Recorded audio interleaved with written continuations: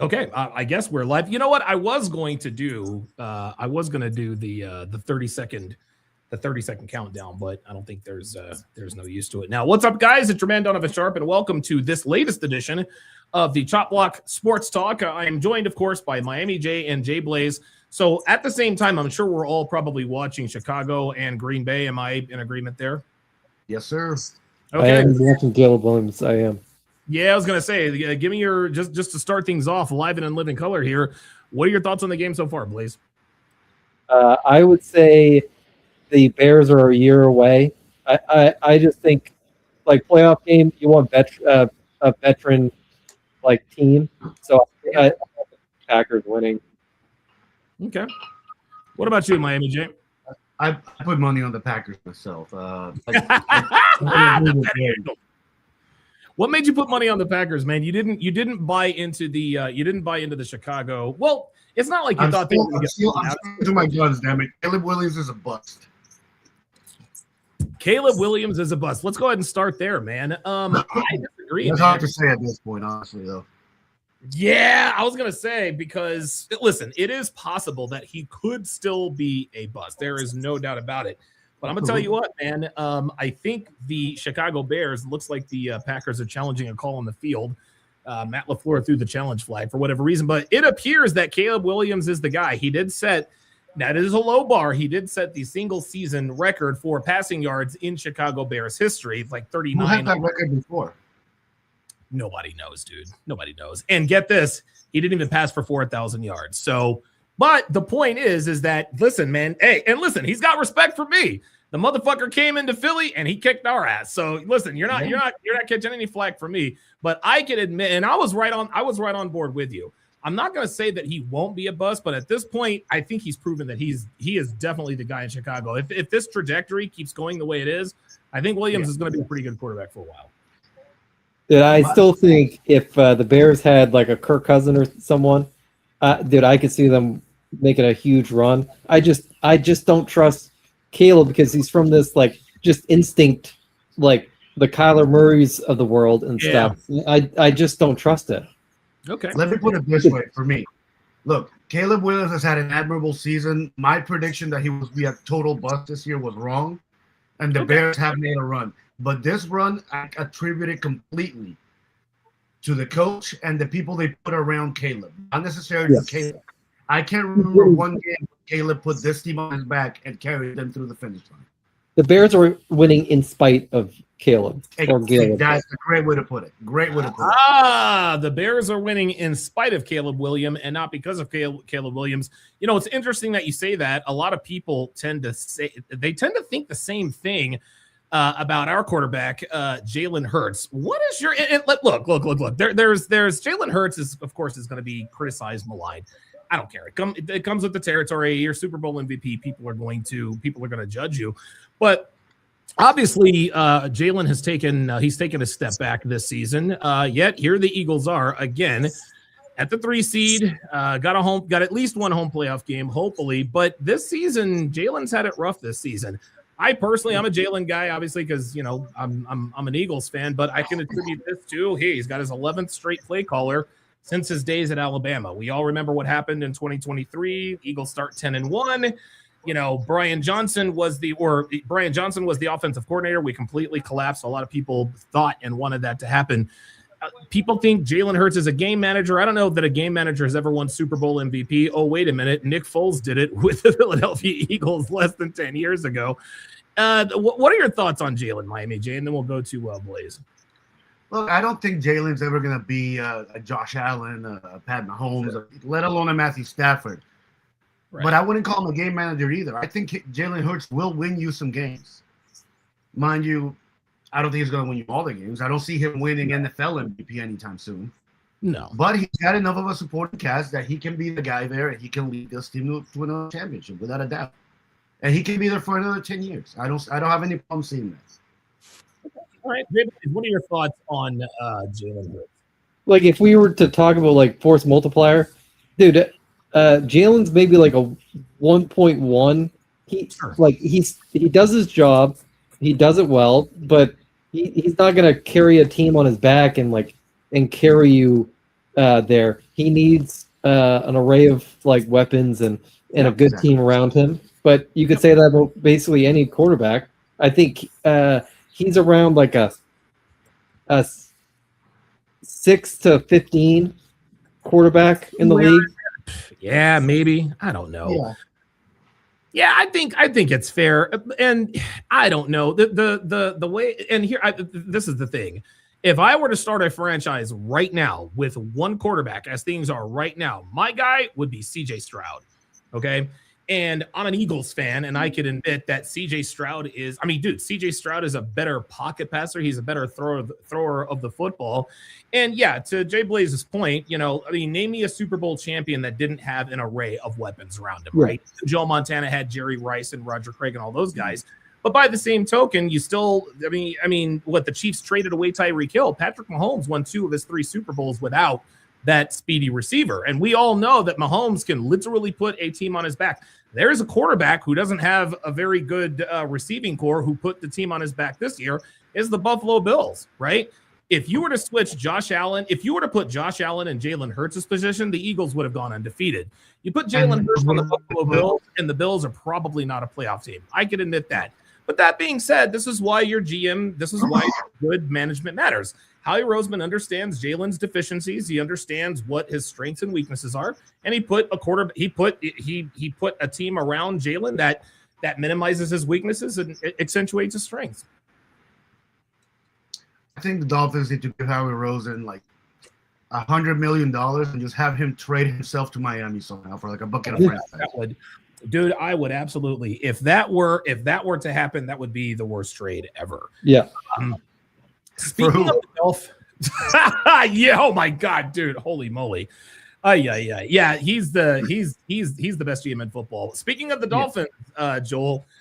Okay, so listen, Chris Ballard is gone. Mike McDaniel is gone. And oh by the way, the Dolphins didn't fire Mike McDaniel until after John Harbaugh was hired. So give me your thoughts on the season. What do we do with Tua?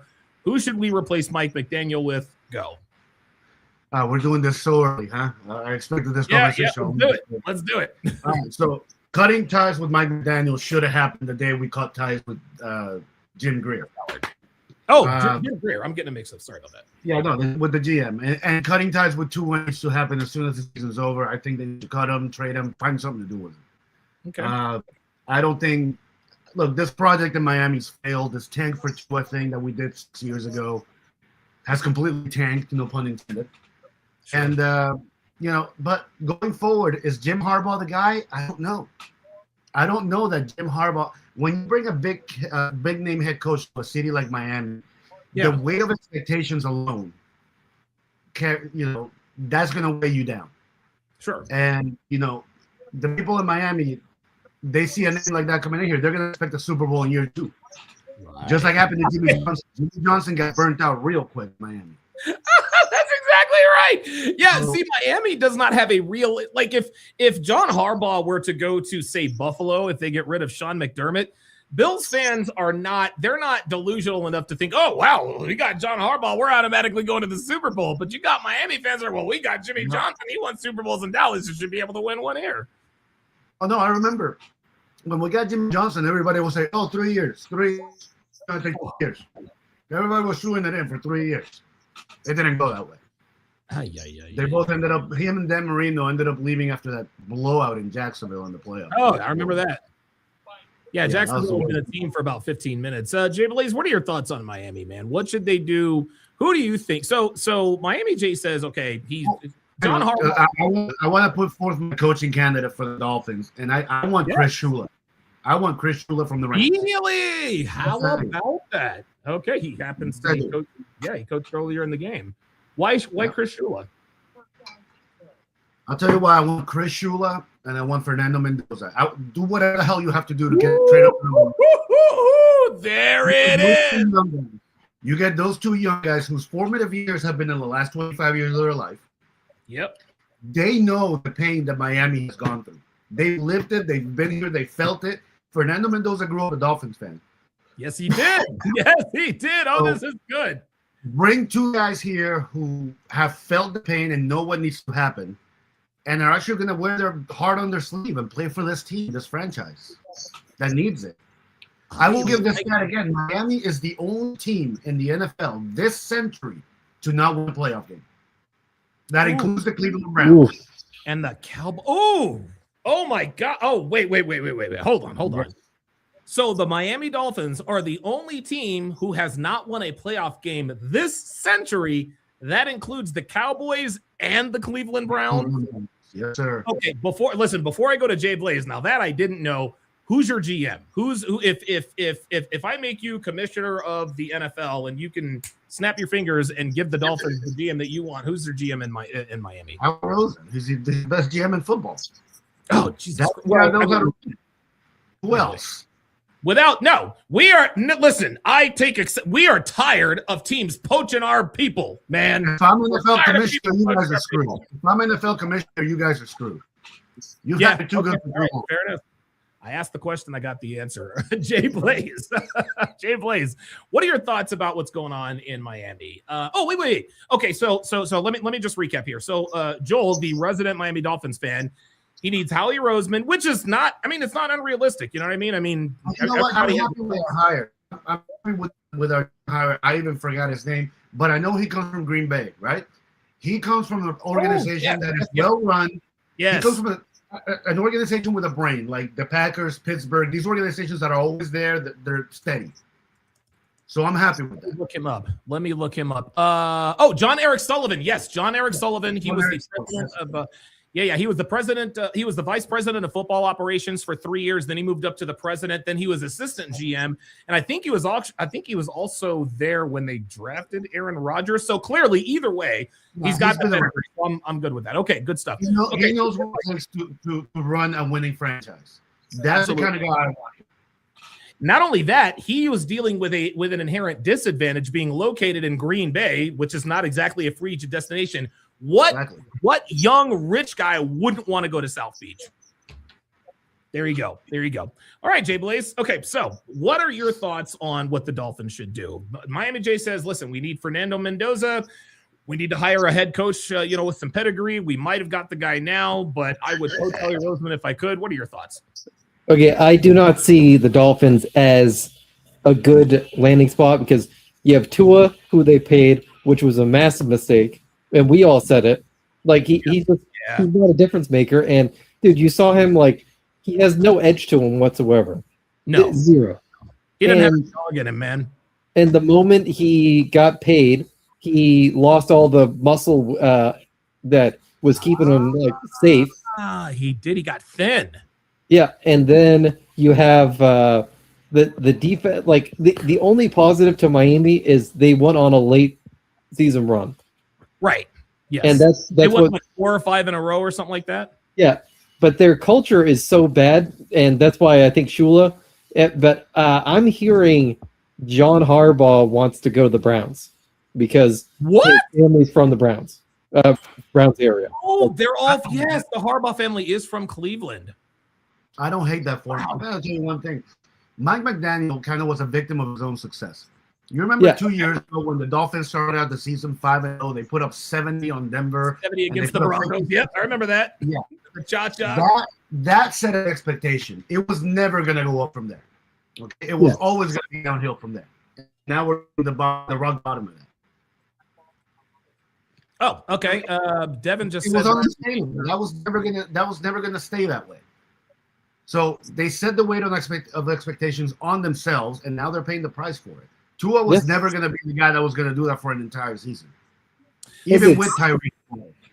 And with John, dude, if you go to the Browns, if you can get in the playoffs year after year, dude, they'll be happy. Yeah, sure, right, exactly. Get into the playoffs year after year, maybe win a playoff game, here or there. Let me ask you this, because a lot of Steelers fans want to replace Mike Tomlin, right? Yeah. And listen, rightfully so, different teams, different standards. But then we all sit here and talk about, hey, listen, man, the Dolphins fans would love to have been the Pittsburgh Steelers here in the 2000s. Am I wrong? But by the same token, right, it's funny, we say that now, but if Miami really were like Pittsburgh, then they would probably want a replacement coach. So you're only, I don't know, just like you said, Joel, it's really, to me, it comes down to expectations, because the time is coming. Listen, the Eagles are on this fantastic. This is the great. Honestly, I can't remember a better time for Eagle football. The last 8 years, I've watched my Eagles go to 3 Super Bowls and win 2, and it doesn't look like we're going to be terrible anytime soon. But the league is cyclical, right? Like the Eagles are going to suck here probably within the next 2 to 3 years, and that's just the way it goes. But I think what it really comes down to, as far as Miami is concerned, I think they need to blow the whole thing up. I think, and so far so good. And I like Tua, and I bought into it. I actually thought Tua was the guy in Miami. I watched Hard Knocks. I was like, okay, Tua seems like he's the guy. But we all know, I know I'm not the only person who holds my breath when I see him break the pocket or break out into a run, because I'm thinking, holy fuck, is this the last time we're going to see this dude, speaking normally or walking normally, whatever the case may be. But they got rid of Mike and I like Mike McDaniel. They got to get rid of him. Mike, if you're watching, you need to come to Philly. They got to get rid of Tua. Now, I understand, Jay Blaze, what you said about them having to eat Tua's salary, but need I remind you that Sean Payton is doing exactly that in Denver. They are paying Russell Wilson, $89 million not to play for them. Now, this is where the GM comes in, right? Their GM, whoever he is, obviously drafted Bo Nix at the behest of Sean Payton. And so I think that's where it has to go. But if you get rid of Tua, you got to blow the whole. You got to get rid of everybody. I would trade Jalen Waddle. I'd see what I can get for Devon Achane. Any high paid veteran, I would get rid of them, trade them, and start from the very beginning. You know what? Forget Russell Wilson. You know who the biggest cap hit in the NFL is next year? It's Deshaun Watson. Deshaun, yeah. No, what's his cap? Like 82 million, something like that. Yeah. Oh my God. That is the worst contract in football. That is the worst contract. Oh my God. That is the worst contract. Let's just take a minute to talk about that. I think that there are some universal truths that we all like everybody debates who's the best running back. Some say Emmitt Smith, some say Barry Sanders, Walter Payton. Who's the best quarterback? Some people say it's Dan Marino, some people say it's Tom Brady, John Elway, blah blah blah. We all know who the greatest receiver ever is. Universally, we know that to be Jerry Rice. Correct. I'm putting the Jerry Rice category in with the worst it's not like, guys, I can't think of one that's can we even think of a contract that was any worse than the Deshaun Watson contract? Well, in hindsight. So looking at it a few years later, yeah. Okay. Honestly, if Dak went down and he couldn't, and for whatever reason, that might be it. But you actually make a very good point, Joel. You said the one word that kind of stymies this. It's hindsight. Because the Browns thought they were getting Houston Texans Deshaun Watson. They didn't get because Deshaun Watson was one of the best quarterbacks in the league for like 3-4 years, and all of a sudden he just went completely. But that's the problem. That's the problem with the overinflated quarterbacks in the NFL. When was the last time you saw a quarterback that played really well for one team sign a huge contract for another team and do well? And I can't remember.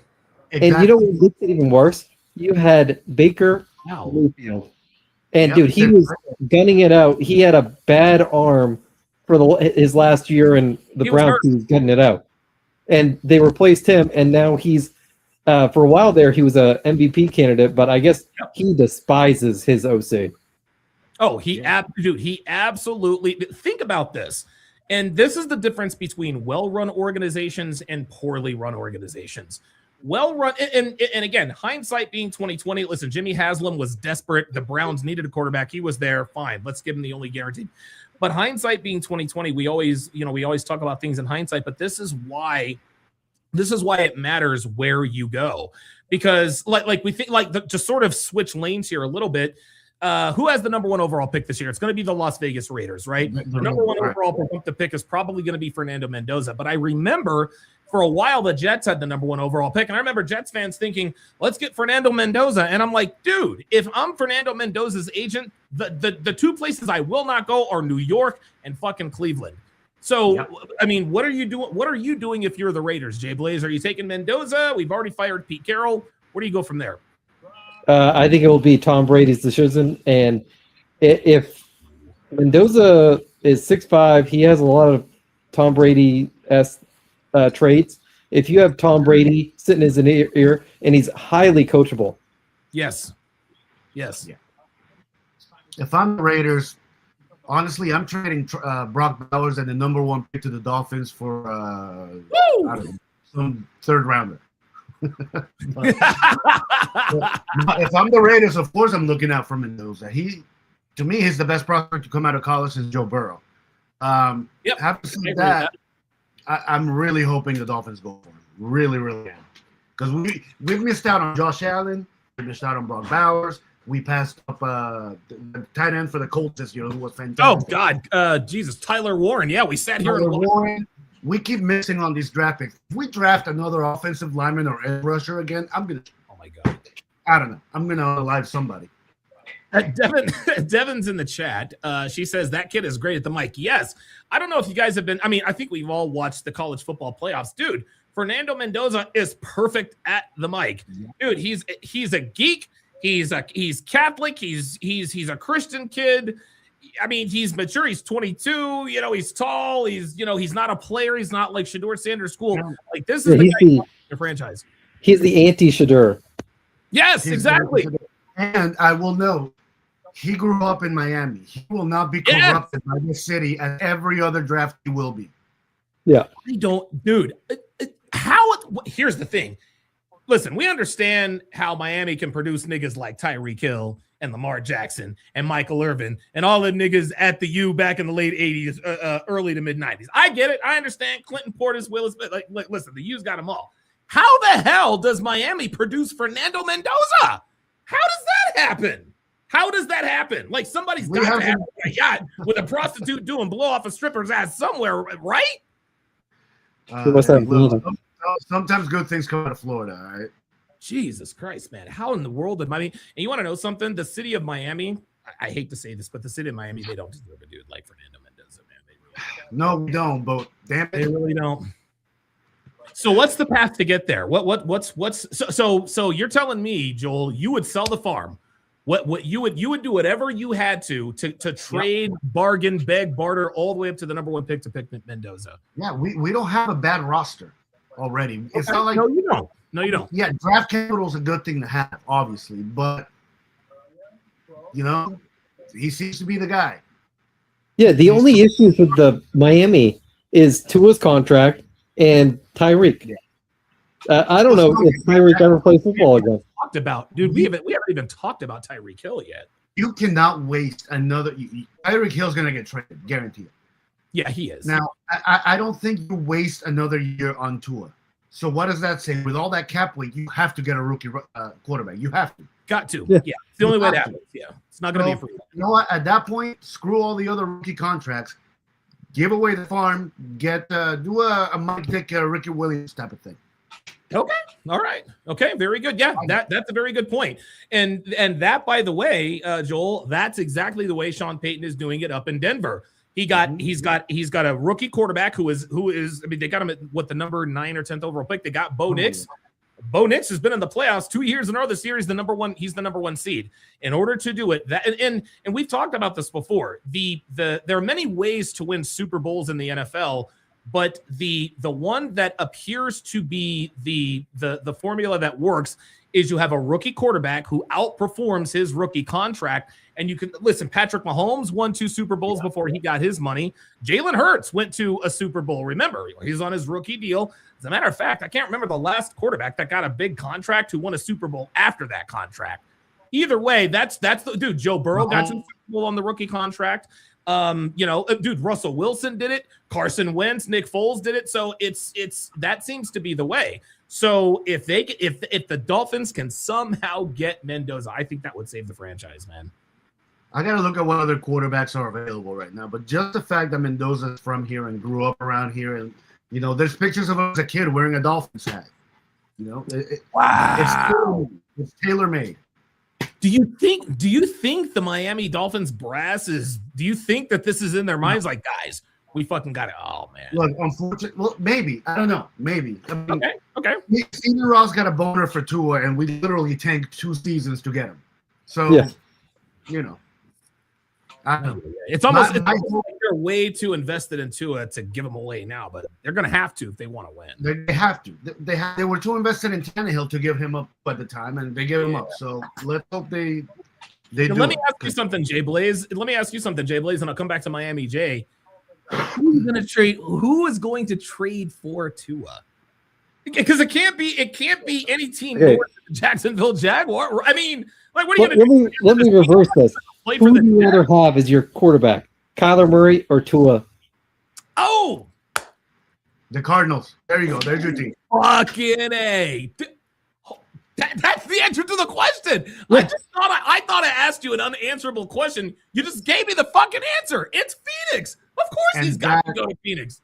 And that's why Blaze is on this show. Exactly. Right. You think I did? I never even thought about Arizona. Did you? Me neither. Honestly. I didn't. Wow, two to Arizona. It works, man. He is a dude. It's warm down there. He gets to play indoors at least half the games. We need to get this shit syndicated. We're the ones with all the good ideas, man. Yeah. I'm telling you, man. Except for the Howie Roseman idea. That's a shitty idea, man. Like, I disagree. I think it's a great idea. Like, did you hear about the stuff with Kyler Murray? Like, he would not talk to his coach towards the end, Cliff. Like, Cliff had to talk to another coach to talk to Kyler, and then Kyler's teammates wanted to go out and chill with him, and he's going, "No, I'm going to game. No, I'm going to go game." That is not who you want leading your franchise. No. Kev's video says, "Heck no, we don't want him, bro. He's better than Kyler fucking Murray."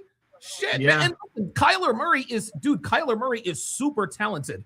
But the story that Jay Blaze just told, this is why it's not working. Because if Kyler Murray were as dedicated to football as he was to Call of Duty, I think they would probably be keeping him. So, hey, dude, you got him on contract.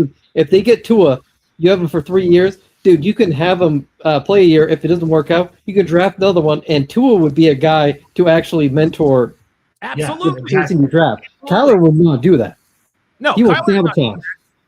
Kyler's definitely not doing that. Number one. Number two, Tua knows he's not going to play into it. Dude, Tua's probably going to retire at 32.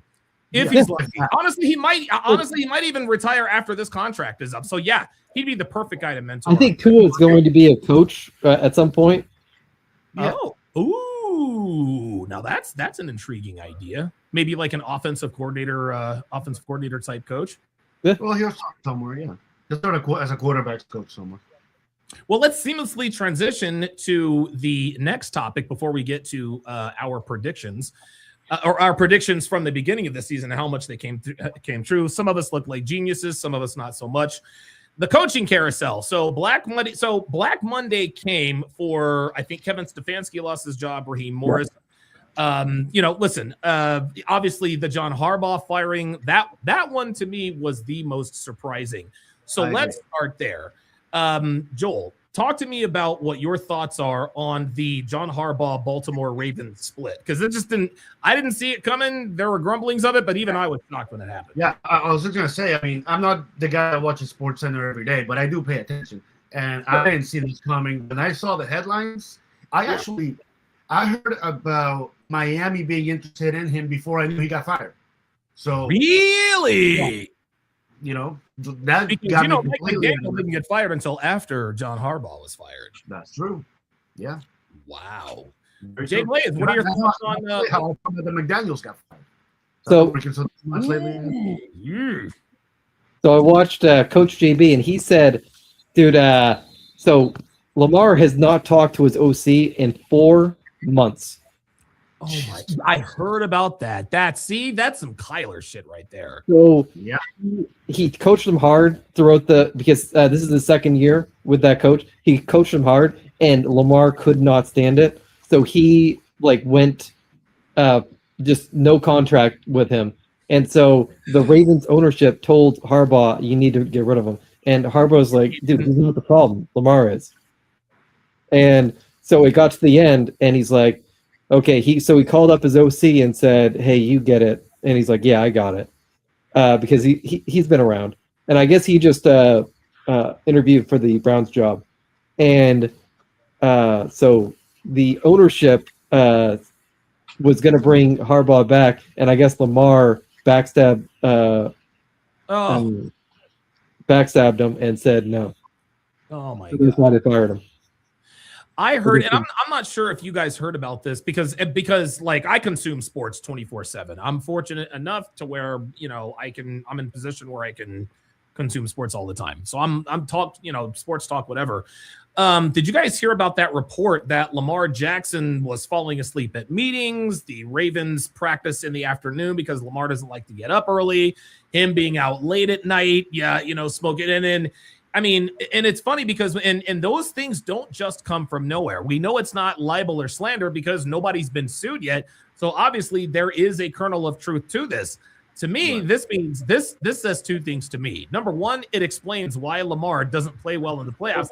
And number two, Lamar's never going to win a Super Bowl. Yeah. If he was going to win a Super Bowl, it was either going to be last year or this year. Clearly, he's got the physical tools and the physical skill set to do it. I personally think he should have been the MVP last year because not only did he have a higher passing completion percentage than Josh Allen, he threw more touchdowns and less interceptions than Josh Allen, and he still lost the MVP award, yet they choked again in the playoffs. This is the reason why. The reason why Lamar doesn't play best when the lights are brightest is because it appears he's really not all about football. Whereas a guy who's not quite as skilled as he is, Jalen Hurts, doesn't have the strongest arm. He's not the fastest guy. He's not the most fleet of foot. But guess what? The guy obviously eats, sleeps, and breathes football, and he's got he's got as many playoffs wins as Patrick Mahomes in the same time span. And by the way, is 3-0 against Patrick Mahomes. So now we're starting to get a clear picture in terms of why Lamar struggles in the playoffs. And dude, Lamar is starting to lose a step, and when he loses that step, dude, if I'm the Ravens, I would have thrown Lamar away than Harbaugh. Yeah, but that never happens, though. Yeah, that never happens. But I do that. But yeah. The only reason Lamar is seen like as a winner and stuff is because he's black and ESPN loves him. Yeah. Well, it's not to me. I think Lamar to me is the first ballot Hall of Famer, right? I think he's the greatest running quarterback. He's the greatest regular season quarterback. Well, right. Well, yes, I think I do think. Oh, you don't think? Oh, wow, you don't. Oh, let's talk about it. Okay, so quarterback. Hell, has Lamar ever won a Super Bowl? No, but neither has Dan Marino, and he's in the Hall of Fame. That's going to be my question. So, a regular season quarterback, let's say the greatest quarterback never to win a Super Bowl. That's Dan Marino. I'm sorry. You're not putting Lamar Jackson on that pedestal. Okay, all right. Okay, the greatest modern. I'm not saying that Lamar Jackson is Dan Marino, but I mean, to me, I don't know. Maybe there's something I'm missing, dude. He wins 77% of his starts. He's, I don't know, what is he like 28-5 against the NFC, against the NFC, 0-3 against Jalen Hurts. I mean, he seems to win all the time. And is there something I'm missing? Sorry, I need to turn the fan on. No, that's okay. That's okay. Okay, there we go. Can you guys hear me now? Yeah, I got you. Okay, yeah. To me, it's. Oh, by the way, we'll get back to this in just a second. Jethro Raffro with haven't hit this in a while. $10 super chat says salute. So we're talking about is Lamar Jackson a Hall of Famer? I thought he was, but now, I respect you guys' opinion. Now I'm starting to doubt myself a little bit because maybe there's something I'm missing. Fill me in, guys. Look, I'll give you this. He might be a Hall of Famer. I don't think he's the first ballot Hall of Famer. Okay, not even close. That's fair. At least not right now. He won a Super Bowl. What happens over the next few years? Now I will give you this. Yeah. What happens over the next few years determines which ballot, because he might be at this point, he's probably a second or third ballot Hall of Famer. I think that's probably a little bit more fair because he hasn't really played that long either, right? Right. Yeah. I would be very curious. Russell Wilson basically played himself out of Hall of Fame. Oh yeah. And I think that could be Lamar. He might go that way. Yeah. Well, here's the thing. Russell Wilson has a Super Bowl. Lamar Jackson doesn't even have that yet. Now, here's the thing. The quarterbacks going to the Hall of Fame don't have a Super Bowl ring. They have very long, very successful, very steady careers. Sure. You gotta see if that's the way Lamar Jackson is. It's going to be very interesting who they choose as a head coach, because if they choose like a player's coach, like soft guy. It's Mike over. I think it's over for him. And this is Jay Blaze. This is exactly why I just sat here and said Lamar Jackson's never going to win a Super Bowl. Yeah. Because if the reason they ran Todd Monken and John Harbaugh out of town is because Lamar was complaining that they were coaching him too hard, evidently they weren't coaching him hard enough, man. What did Tom Brady tell all of his? I want to be coached hard. Even Dak Prescott says, "Coach me hard." Caleb Williams even wanted to be coached hard. I don't think coached and hard have ever come out of Kyler Murray's mouth ever. And I think we're starting to see those same traits with Lamar Jackson. I was shocked. I couldn't believe when I heard all that stuff. That was crazy. Yep. Damn, and most of us are impressed with his neck. This is the new quarterback we're getting, because it's happening like with the transfer portal and stuff. If you try and even, this is why Mendoza is one of those great candidates, because he wants to be coach. Yes. And he's incredibly coachable. Kid, has both of his parents. Oh my God, Jesus Christ! Yeah. Lamar, dude, he doesn't have an agent. A farm. He doesn't have an agent. He's a massive headache. Yes, he is a massive headache. Snowden says that's what I always say on the show. The one thing you don't want in your locker room is a distraction. Yeah. Yep. And that's exactly what this is. Yep. That's exactly. Yeah, he is now. He definitely is. That's for sure. S Notice 12 with the $5 super chat says a soft coach like Raheem Morris to the Ravens. Raheem Morris, man, Raheem Morris is a good defensive coordinator. He's not a head coach. He's now over two. His team was playing for him though. His team was playing for him, but his team was terrible, man. And he got his knees cut off from under him by his GM, who's up out of there too. What the fuck are you doing drafting Michael Penix after you give Kirk Cousins $180 million? And now Michael Penix is hurt. I think Morris still has a job if Kirk Cousins started those 2 years. I agree. I think he does. I think he does too. But Raheem Morris cannot go to the Ravens, or we will see a Wilson drop. I think I heard Raheem to the Cowboys to DC. Yes. Yeah, dude. I don't want John Harbaugh anywhere near. And the worst thing for the Eagles is if John Harbaugh goes to the guys. I'm telling you right now. Low key, the best available job is the New York Giants. You probably got your quarterback. You've got your running back. You've got your receiver. You've got your dude. Guys, listen, man. I'm a fan of the NFC East, so I keep up with this stuff, bro. You got Brian Burns. Oh my God, Brian Burns, Dexter Lawrence. What's the kid out of Penn State? Abdul Carter, and Kayvon Thibodeau. Guys, that defensive line resembles that mid 2000s defensive line with Michael Strahan, O.C. Umenyiora, Justin Tuck, and Matthias Kiwanuka. They have that kind of nucleus in New York. And if a guy like John Harbaugh signs with the Giants, man, dude, I'm telling you, the rest of the NFC East is in big trouble. I did hear Stefanski to the Giants, and old Mrs. OC is going to go with the Giants as the OC. Oh, okay. I think I'm good with that. Because he's not going to be able to develop that defense.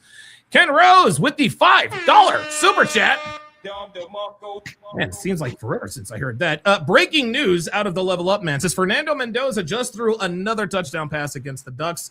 I can confirm the score is now 77-14. So appreciate the Level Up Man for that. Okay, so we are going to go to the we're at the point in the show where we are going to listen to our predictions. We predicted, so I'm going to stop it every once in a while. I'm going to speed it up.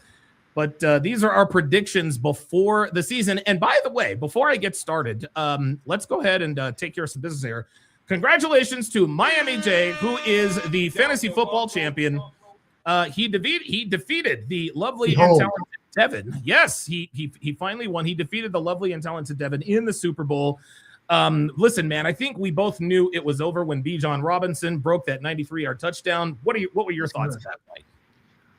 What can I say? I was jumping for joy. I mean, finally, I won this league that I've spent, 7-8 years putting more than that. It's been a while. It's been back at 17, dude. Yeah, it's been a minute. So glad to finally win it. I finished in 11. Yes, Devin was really good. Dude, she stomped my ass out twice, man. She was really good. Jay Blaze, I think you finished third. So yeah, I finished. I faced Joel in the semis. I think I would have had a better shot in the championship, but hey, congrats. That was a revenge game for me. Yeah, you were always because he was the one that. So listen, we have our last two. We have our last two champions in the building here with us. Level up the last year's. Yep. All right, guys. So congratulations to Miami. Okay, so so these are going to be our predictions. Gone horribly wrong. Okay, let's get started. Something together, live up to that standard that he himself set, and that is you. Then I definitely think he's on the hot seat. Hot seat, baby. Wow. Okay. Jay Blaze, what do you think? Hold on. Yeah, I think Mike McDaniels is on the hot seat because, dude, I don't think his team respects him. I think he's lost the locker room. And I was correct about that. Hey, there it is. He was right about that. Dude, they've underperformed, and they need some grittiness for the winter games. Yeah. Okay, I would agree with that. I think that if it sounds like I'm about to put my foot in my mouth, Mike McDaniel doesn't survive this. I don't think he'll ever be without a job. I think he's probably the arc of a head coach, especially like the young hotshot coach like a Mike McDaniel. They always do and actually Mike McDaniel actually did a pretty good job for having been a first-time head coach. He'll probably be fired in Miami. He'll go off and be an offensive coordinator somewhere. He will have learned. He'll apply the lessons learned. Then he'll come back and I think he'll probably get one more shot at head coach if it doesn't work out in Miami. But even if he goes 0-2 with head coaches, Mike McDaniel is the type of offensive mind. He's like Robert Saleh. He got fired in New York. It took the Niners 10 minutes to pick up the phone and get him on and get him on their staff. Do you think? So let me ask you this, Miami J. Do you think Mike McDaniel is going to be one of these lifetime journeyman type offensive coordinators like a Cliff Kingsbury or like a North Turner, or do you think? Or that's a good question. Do you think that he is going to be a long-sustained head coach in the NFL? That's a tough question. I don't know, man. I'm not tough one, huh? I can't read the future. I don't think he's going to be here in Miami too much longer. I have no confidence in him. Oh, he got it. I don't think he'll be here too much longer. Then, yeah, he'll be an offensive coordinator somewhere. If he takes what he's learned from Miami into whatever his next head coaching job is and really is able to build something there that's a little bit more balanced instead of just being all friendly with everybody, then maybe he can be a sustained head coach in the NFL. Okay. Guys, we might know what the hell we're talking about here, man.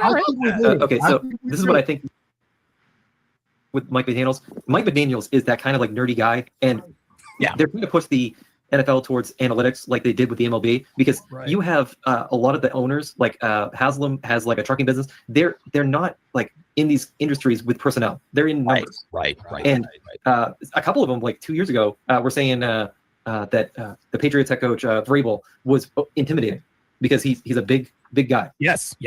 And McDaniels is kind of like off-putting because he's like this kind of like nerdy guy. He's like got him the job in Miami, so he's going to be an offensive coordinator. We know this. And with Kingsbury, I think he stays in with the Redskins, and I think I was incorrect about that. Wrong. We were all wrong. Who the hell saw Cliff Kingsbury getting out of Washington? Nobody saw that. Yes, whatever.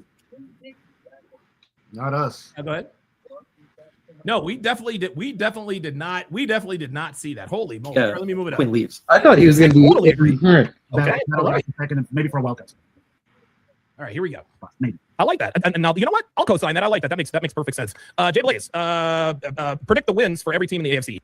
Here we go. Oh, here we go. I think I'll choose the Bills. Oh, yes. I think we all picked the Bills. All right, AFC, here we go. Analytics like they did with the MLB because I totally agree. I think not only will Cliff, and here's the thing, if Cliff Kingsbury makes it, if he stays in the building, because the job that he has done with Jaden Daniels, I give him another 2 seasons, and he's going to be that hot, the Ben Johnson type, Kellen Moore type, and we're fucking always getting our goddamn fucking coaches poached. I hate that shit, but that comes with winning. But yeah, that's what I think. That's what I think is going to happen with Cliff Kingsbury. Cliff Kingsbury, I think, is probably going to be the next head coach in Washington. Quickly, let's quickly go around and let's predict the records for all 4 teams. I'll go first. The Bills are going to go 13-4. The Patriots are going to go 10-7. The Jets are going to go 6-10. The Dolphins, I think, are going to go 9-8. Okay, so I came the closest with the Bills. You got pretty close with the Bills. The Dolphins, the Bills and Dolphins, you were almost there. The Jets, you got way wrong, and the Patriots, we all got the Patriots wrong, I think. Yeah, I think we all look stupid. All right, let's see what Blaze said.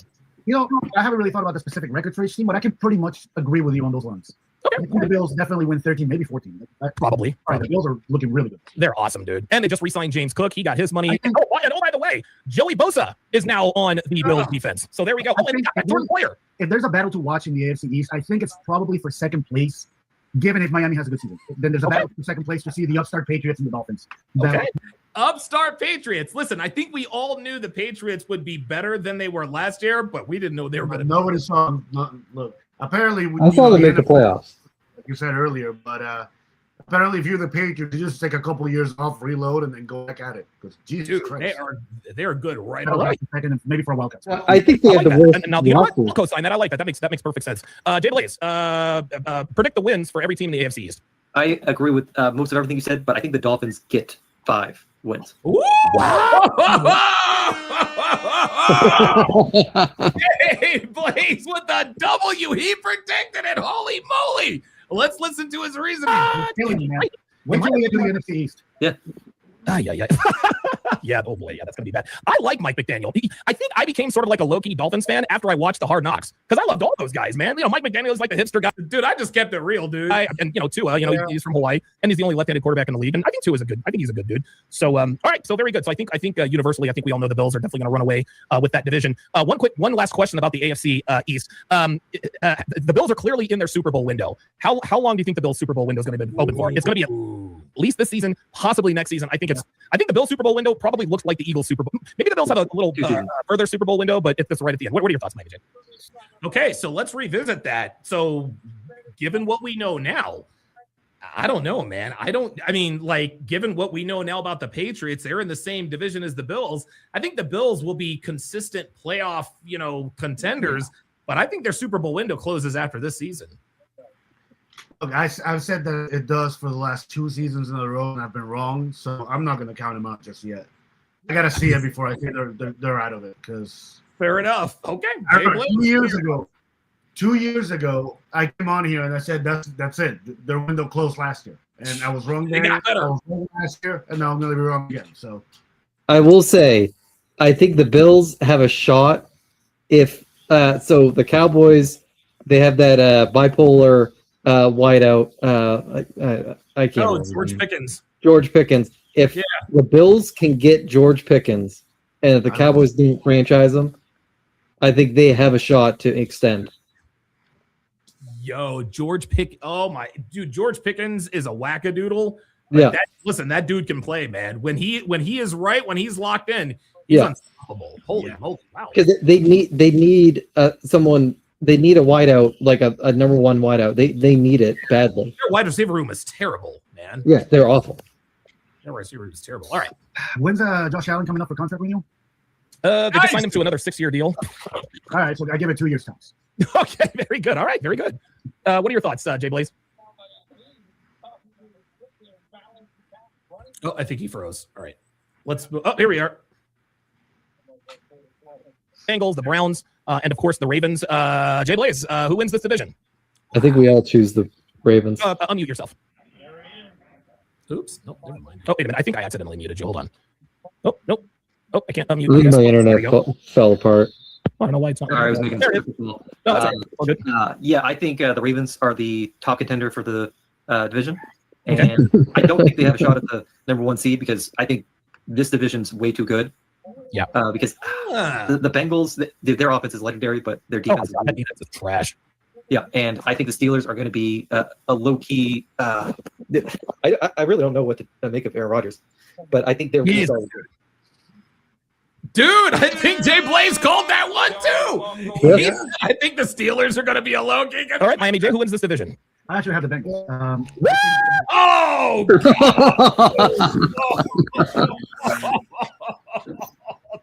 Bengals. Oh, wow. Now, hold on. I think before I laughed, I might have.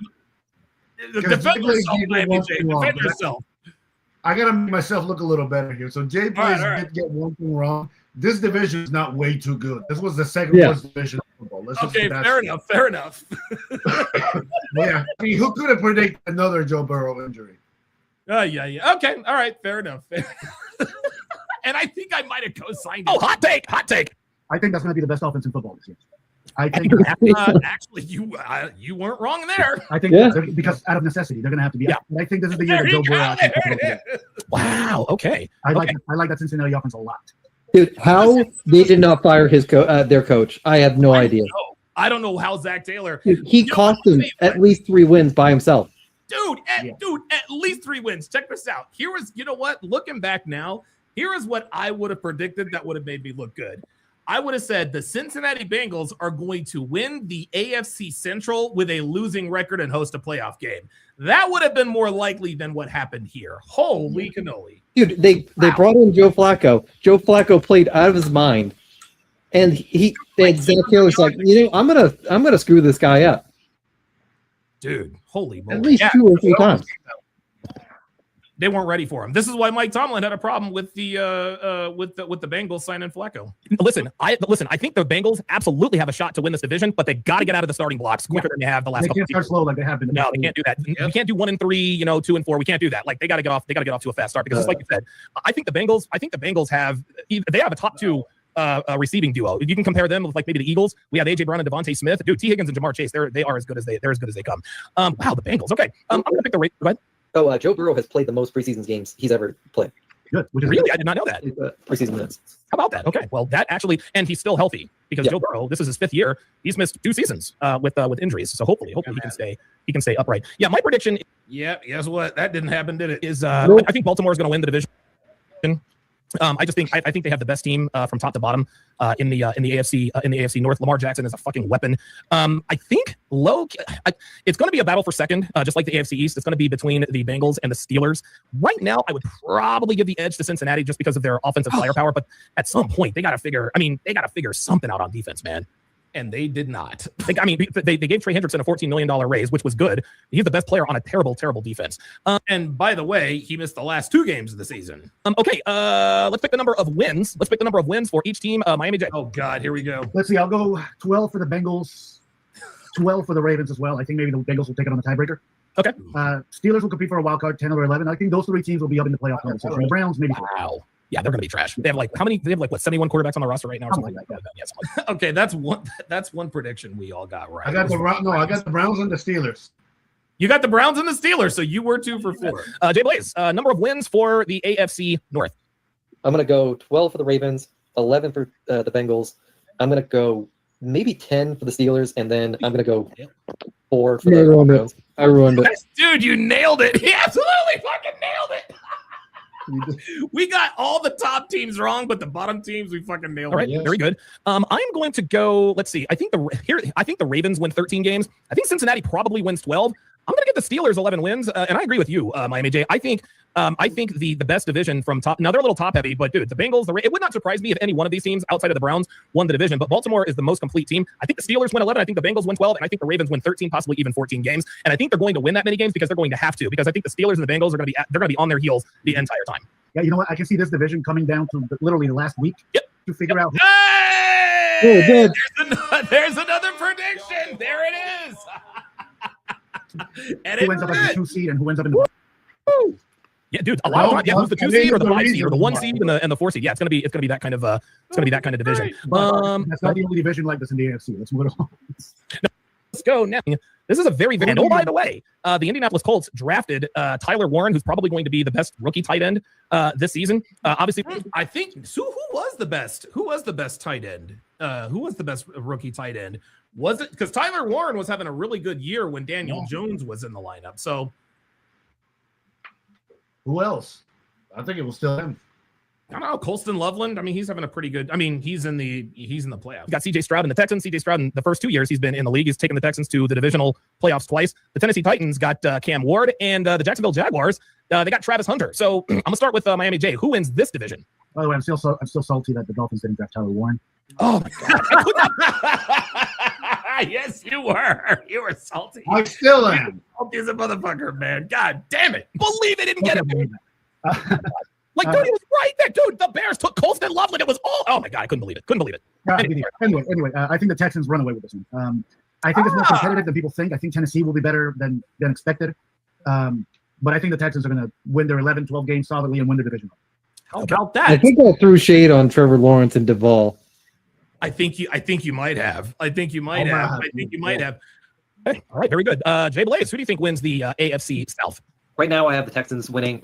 If Liam Cohen can get something out of Lawrence, it could be a contest. I did throw there, shade. but Oh shit! Jay Blaze called it, and that's exactly what happened. Holy shit! Listen, I think we all got the Texans right to some degree. 11, 12 wins somewhere in that area. Nobody saw Jacksonville coming, but Jay Blaze might have seen him coming. I think Cam Ward. I do like Cam Ward. I think he's going to be a solid quarterback, but I think they're a year or two away. Yeah. And right about that. I'm going to go Texans win the division. Okay, very good. REI 12 figures with the $2 super. It says Texans for the AFC South Super Bowl win. AFC South, yeah, Super Bowl. Well, I mean, what teams in the AFC are? Well, dude, you've got everybody in the AFC North. You've got the Chiefs, the Chargers, the Broncos. So, yep. We had a $5 super chat from Ken Rose. Dude, I swear to God, listening to myself talk, I can see the channels changing but I don't have the remote. It's just, it's insane. I think they win the division. But here is my okay. So, pardon me. So you guys have both picked the Houston Texans. Dude, it's going to be 3 for 3 on me. I think the Texans definitely. I think they win the division. But here is my hot take. Here's my hot take. I think the Tennessee Titans get into the playoffs as a wild card. I think they get into the playoffs. Oh my God! Wow. Oh my God! I think honestly, I think that might have been the worst. I think that might have been the worst take of the show. Don, you're the hot chick host. Oh my God! Yeah. Ooh, that was. That's a wild card because I think that Cam Ward is the real deal.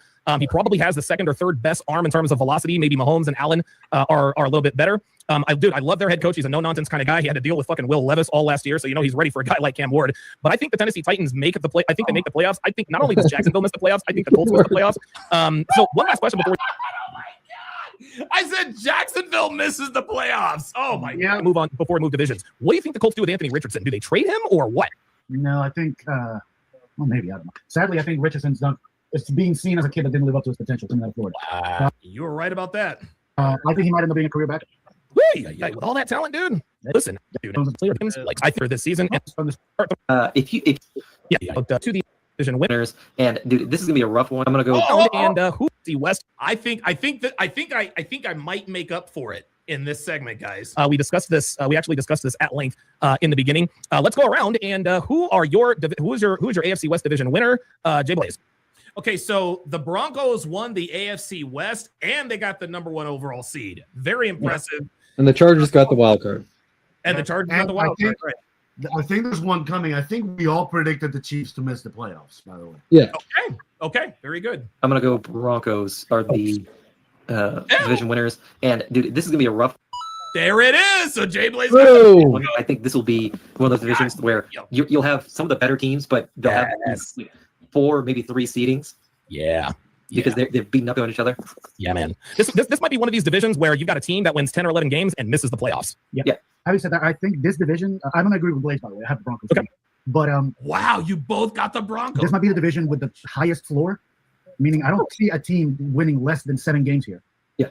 I mean, 7, 8, 9 games here. But I don't see a team winning 13, 14 either. Bad. So this is going to be a very division.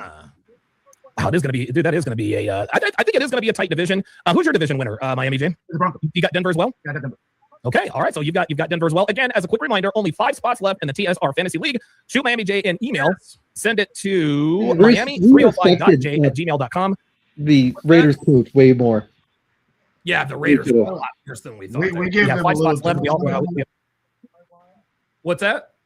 I said we give the Raiders a little too much credit. Yeah. I think we do. We gave Kelly was a disaster. Yeah. Oh my God. Yeah, they fired him halfway through the season. Sorry, Donovan. We misunderstood that. It's MIA 305, not Miami 305. Okay, so then how the hell did we fill that other spot? I don't know. All right, well, it's not MIA. So, well, my brain was MIA@gmail.com. There we are. Yeah, I'm going to put TSR League in all. I think the LA. It was going to be the LA Chargers, but they just lost Rashawn Slater, their left tackle. They're actually moving Joe Alt, the kid out of Notre Dame, who was their right tackle. They're moving him over to. By the way, Joe Alt got hurt, but I think he's going to play tomorrow. Left tackle.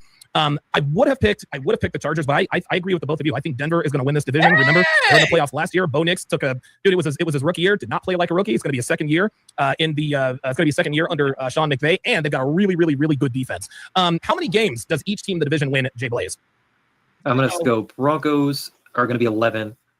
Chargers, I think, are 10. Got those Chiefs, right. 9.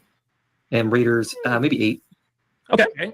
That's not very close to what I was thinking about. Pardon me. Miami J, how many wins for each team in the AFC West? I'm gonna say, look, I'm gonna say whoever wins the most is gonna win 12. Whoever wins the least is gonna win 9. Okay. In order for me right now is really hard. If I had to, I'd go Denver, Kansas City, Chargers, Raiders, but that's very interchangeable.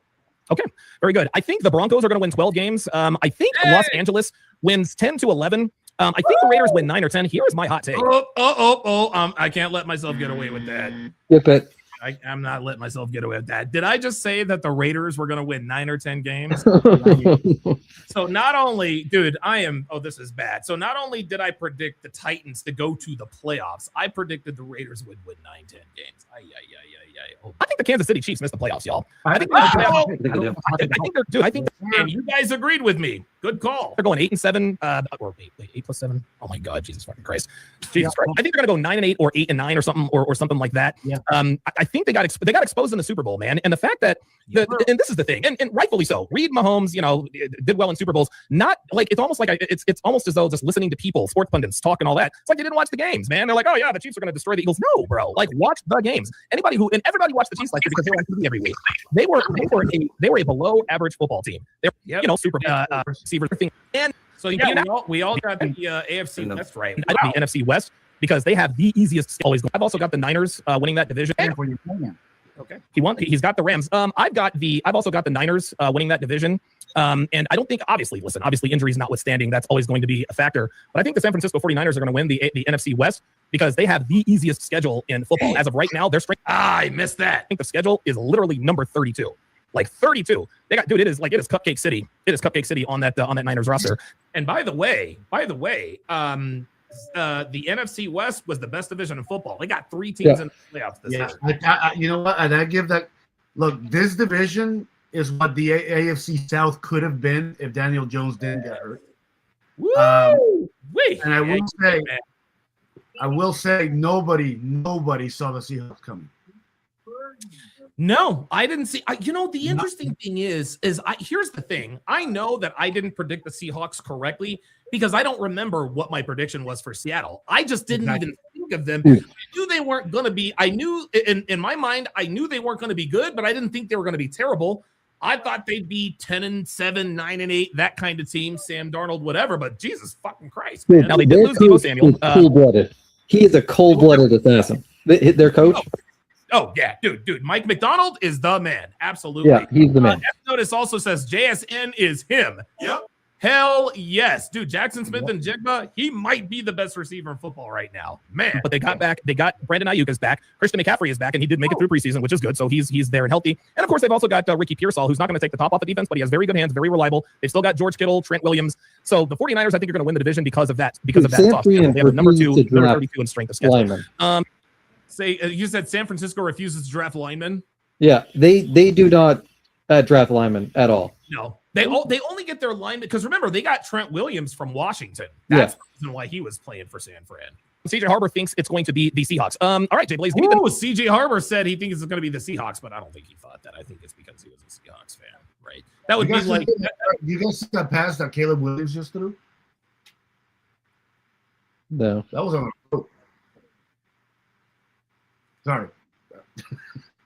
Oh shit! Yeah, god damn. Yep. Yeah, he fired that thing. Wow. See that, dude? That's the key. That's why they drafted him. That's why they fucking that was a fucking rope. I'm gonna tell you what, dude. And I'm gonna tell you what, man. I knew Caleb Williams could move. He's faster than I even thought he was. Like he's fucking. Dude, he's like Justin Fields type fast. Looks like. I'll say nobody ever questioned the kid's talent, by the way. No, that's exactly right. We questioned him from the neck up. And by the way, the jury's still out on Caleb Williams, man. Let's see how he handles success, right? Yep. Or this loss for each team. What's that? Or this loss. Good. Yeah. Oh, Jesus. Yeah. We're looks like. Oh yeah. From the look. We're about to. Man, come on, man. Leave Caleb.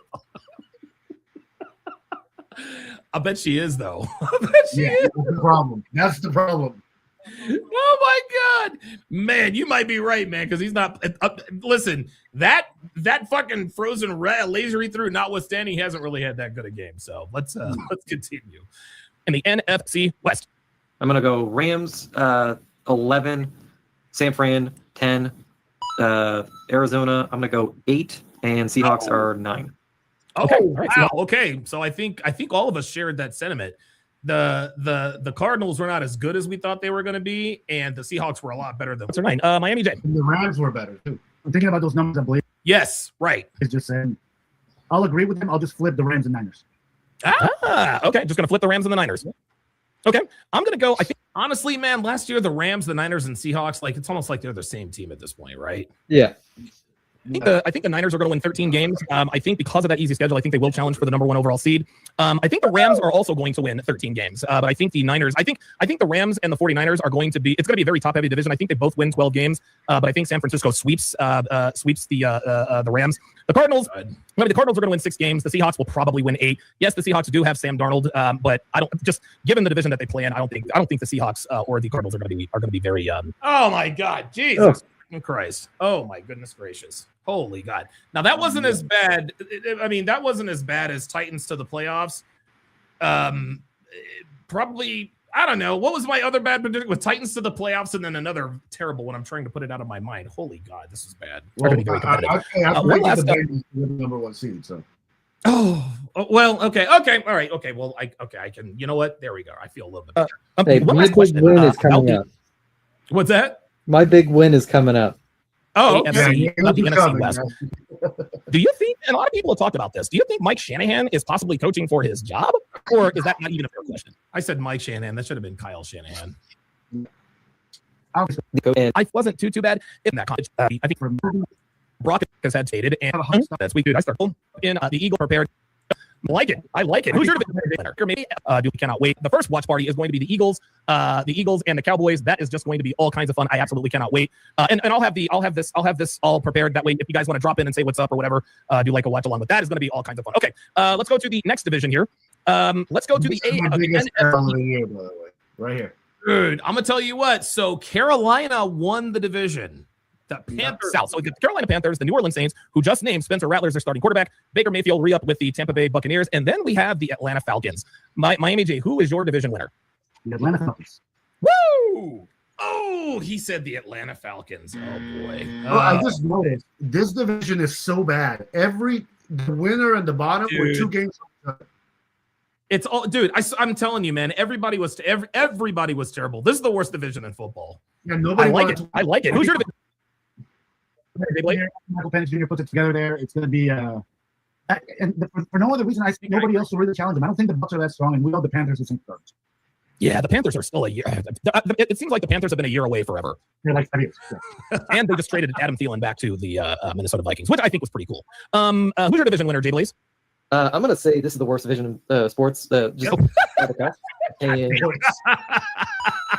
He got that right. Yeah. Okay. Not in football. Not in football. He said in sports. Yo, I was expecting him to give sort of a laid back thing because he's like, yeah, I think they're the worst division in the. Holy shit. I'm gonna go the Falcons. Flip a coin between them and the Bucks. Whoever has least injuries, I'm gonna just give them division. But honestly, I don't think anybody got any W's or L's. This division is impossible. And we have no idea where the fuck they're going next year. I just got a notification that the Packers are going all in for a trade for Micah Parsons. That was just announced on the Pat McAfee show. They said they're going all NFL division. Yeah, they did. And this is the games. Without this year, oh god, it just had Flynn down in the cellar. Very intriguing division, and that is the NFC North. Yes, very intriguing division. Who was for a short time the best division in football. I remember after like week 7, every team had won at least 4 games. Chicago was down in the cellar. Obviously, we've got Ben Johnson. He's the new head man in Chicago. The Bears went all in on free agency. They did it the right way. They let Keenan Allen go, but they beefed up that offensive line. Oh god, it just had the names in my head. Joe Tunney came champs from the defending division champs from last year, and of course the Minnesota Vikings. So Jay Blaze, who wins the NFC North and why? So I'm going to just call this the division of the unproven. Dean Campbell has not been proven without Ben Johnson, who I think was the best coordinator last season. That's right. You have unproven Caleb Williams. You have no, that was not a Freudian slip, by the way, guys. You have the Vikings unproven quarterback because they just I was correct about that. Sam You're right away. about that. And the Packers, I still am not sold on Jordan Love. Really? Ooh. He had like those tremendous last games of 2 years ago, Yes, the last 7 games he lit up the world. but he got injured early on last year against the Eagles. It was never quite the same. I'm gonna go. Here I'm we go. gonna go the Bears. No! You serious? No! Fucking way! Get the fuck out of here! Bears and he won it! Oh my god, dude! Listen to our reaction. This is great. Hot take. Here we go. I'm gonna go the Bears. No, you serious? The Chicago Bears win the NFC North. I love it. I love it. Yes, there we are. I'm recording all these. I'm actually writing them down. You can't be serious. Dude, I still have the video of your boy talking about Justin Fields is going to be the best quarterback in the NFL. Yeah, fair enough. All right, I'm putting you down for the Bears, buddy. All right, here we go. Oh, we totally made fun of him, and now we are eating all the crow. Oh my god. Yeah, we are, man. Shit. Ay, ay, ay. Not only do the Bears beat the Eagles, they win the fucking division. Oh my god. Miami J, agree or disagree? I was saying that I disagree. I think the Lions probably have enough consistency and in the locker room to keep it going. I see them winning 14 games. Oh boy. I can't wait to hear mine. I think the Packers win 12. They're a couple games behind, but I don't think anybody catches That up. was accurate. Okay, very good. Yeah, I agree with you, Joel. I think the Lions win this division, but I don't think they win it going away. Never forget, I think the Lions are going to take a significant step back. And the reason I say that is because, like the Eagles back in 2022, after the Super Bowl appearance, we lost both of our coordinators. We lost Shane Steichen and Jonathan Gannon. Shane Steichen obviously is in Indianapolis. Jonathan Gannon is in Arizona. And of course, we all remember what happened then. We started out 10-1. We absolutely got hosed by the 49ers at home. They got their look back for the NFC title game, Hassan Reddick and Brock Purdy and all that. And we were never the same after that. So I think that in large part, and keep in mind, also keep in mind, they lost 2 of their offensive linemen, one in a trade. Drew Dalman, that was the guy in Chicago. That's his name, Drew Dalman.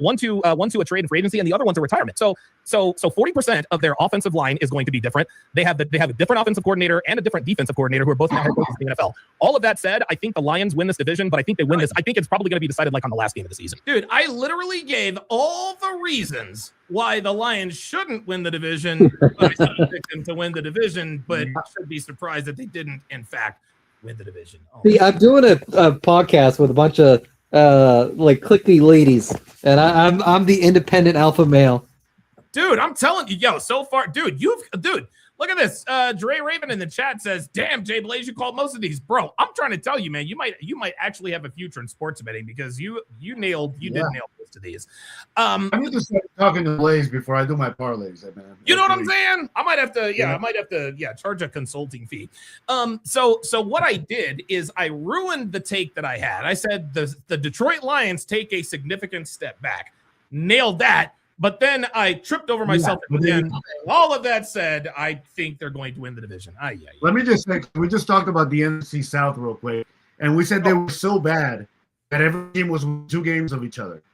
Yeah. This division was the complete opposite. They were so good that every team was within 2 games of each other. That's it. Except the Vikings with JJ McCarthy can't play. Yeah, the Lions lost this division and won more games than the Panthers did. Yeah. Wow, they sure did. Because the Lions won 9 games, didn't they? They went 9-8. Yeah, the Panthers won 8. Jesus Christ. Yeah, dude, the NFC South is absolutely terrible. Worst division in sports.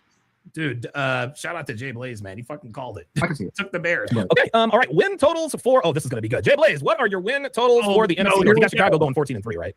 I'm gonna go Chicago 12. Lions 11. Wait a minute, he did it again! Unbelievable! You literally called. I cannot believe that you called the number of wins for the Bears. No, they got 11. Oh, I thought they won 12. He was close. It was very, very close. Oh, he was close. Okay, listen, he called. We'll give it to him. We'll give it to him. Yeah, close enough. I love it. Yeah. And Vikings 10. Okay. Oh wow. So they are going to be. So you got them being the best division in football. You know what? I'll tell you what, man. If the Bears really do take a step forward, I really can see them getting all 4 teams into the playoffs, much the same way the AFC North did it a couple of years ago. And there, my stupid ass comes in right at the end and just ruin everybody's take. Remember, they got every old man Flacco came in and he guided the Browns to the playoffs, and all 4 teams got into the playoffs. Oh Jesus! NFL. Until he is a base. They brought Matt Eberflus, right? They bring in that they fit it's Caleb Williams, and I think Caleb Williams is like holding. Right. And so and see, here's the thing. This is why, and I think the Chicago Bears used to be one of the worst run franchises in football. So they fucking met Noir Genius at head coach.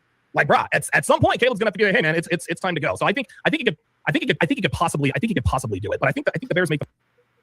I'm going to pick the Eagles, but we're not going to run away with this division like we did last time. And if it ain't Philadelphia, it's definitely going to be Washington. So my win total, oh my God, I think the Eagles are going to have to win 13 games. I think the Redskins also win 13 games, and whoever wins that Week 17 matchup, because they play each other, the Redskins and Eagles, they play each other twice the last 3 weeks of the season. And that is when that division is going to be decided. And so whoever gets the better of each other in that series, that's going to be your division winner. I think the Cowboys win 5 games. I think the Giants win 8 to 9 games. I think Jackson Dart is absolutely the real deal in New York. I've seen enough. Yeah, I agree. Holy crap. I got all of it wrong. Except the easy part, which was, of course, predicting that the Eagles. Now, for a while, the Cowboys got within 2 games, but dude, we were never really. No, the Eagles were always going to win this. Yeah. That was. Dart was definitely the right pick. Well over should have. Yes. I will say, I think the Redskins win the division, but I wouldn't be surprised at all if the Eagles did. I do think the number 1 seed comes out of this division. They're going to be Washington or Philly. Yeah, I think Washington or Philly will be the number 1 seed. Dude, who saw Washington being as terrible as they are? Like, nope. And again, dude, they got the injury bug, man. Dude, Jaden Daniels, this is why you don't want a skinny quarterback. Yeah. They do not stay healthy. They don't. They really don't. I'm calling it now. Okay. I'm calling it right now. Next year, the Bears are going to be the Redskins of this year. They're tanking next year. So the Bears are going to have a Washington-like slide next year that the Skins had this year. All right, yes, I like it. So we're going to go to the Wayback Machine into the Wayback Machine. So I think we're going to get our dimensions screwed up at some point. Yeah. By the way, Cowboys, this game is getting crazy. What's that? The game? Are you guys? Yeah, dude. It's getting nuts.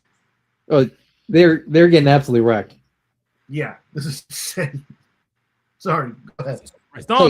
He won the division. He's the Lamar Jackson of this year. Okay, I didn't say they were going to win a playoff game.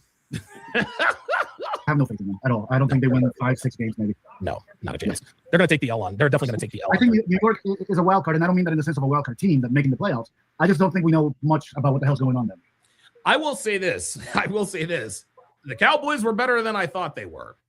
Cowboys were better than I thought they would be. I think I think the Cowboys have found their running back in Javonte Williams. He was legit a star running back. Yeah. Dude, they picked up George Pickens off the scrap heap, and he was the best. He was the best receiver on their team and the most healthy. I think he made the Pro Bowl, while CeeDee Lamb did not. So I think, listen, and give the Cowboys credit, man. Like, they made that Micah trade, and they all, listen, Jerry Jones caught a lot of heat in the beginning. Guess what? They start to reap those Micah Parsons trade rewards starting in April. So watch out for Dallas, man. I will take Quinnen Williams over Micah Parsons. Dude, they got Quinnen Williams too. I'm telling you, man. Oh, by the way, they just cut Trayvon Diggs. Did you know that? Yeah. Yeah, they got rid of Trayvon Diggs, so they're making room for other guys. Dude, I think Trayvon Diggs could be an excellent safety because, dude, he just knows where the ball is. The ball. Yeah. I think he has too many injuries to be a cornerback, but I could see him become a safety. Yeah.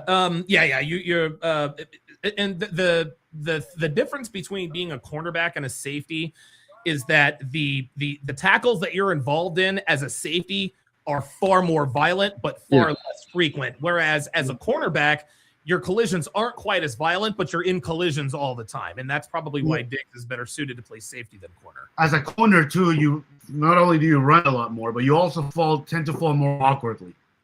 Yes, that's exactly right. Far greater as a cornerback. Right. Yeah, the further you get away from the football as an offensive or really as a defensive player, the further you get away from the football, the more likely it is that you will both start and end the play on your feet and in some way, shape, or form. So I think that's probably where the cookie crumbles there. I think they're going to be better. I think New York is going to be better than people think. Yeah, they'll be better than last year for sure, but we don't know how much better. And last year they were a trend yet, so. They did get Abdul Carter. Okay, he is easily the best defensive player in the draft. They got Jackson Dart. Malik Neighbors is the number 1 receiver on that team, and we all know he is going to be good. And get this, dude, their 2 backup quarterbacks are Russell Wilson and Jameis Winston. You could do a lot worse than those 2 as backup quarterbacks. I didn't realize it. I didn't put those two. Yeah. Yeah, Jackson Dart might have a very good situation with it. I think he's got a very, very good situation. He doesn't have to worry about anybody breathing down his neck. Like, dude, like you're the first round pick. The job eventually is going to be yours. He can go out there and cut it loose, man. Oh, and also they got the running back, the white kid out of Arizona State, Cam Scadaboo. He's also a really, really, really watch out for that dude. He is really good. Hey, I got that right. Oh my goodness, I finally got a W. Whew. Oh my god, I was starting to lose hope there. You're kind of selling me on the Giants now. Yeah, man. I don't think the Giants are not gonna. They're not gonna sneak up. Well, they could sneak up on a few people, but they are gonna be better than people think. Yeah, I agree with that. Yeah. I can't wait till they come to Philly because we're absolutely gonna tar and feather those boys. That's just okay. Let's go to our postseason awards, postseason preseason predictions. What is the first one on the board? All right, first one we got. Well, let's work our way up to MVP. Okay, let's start with Coach of the Year.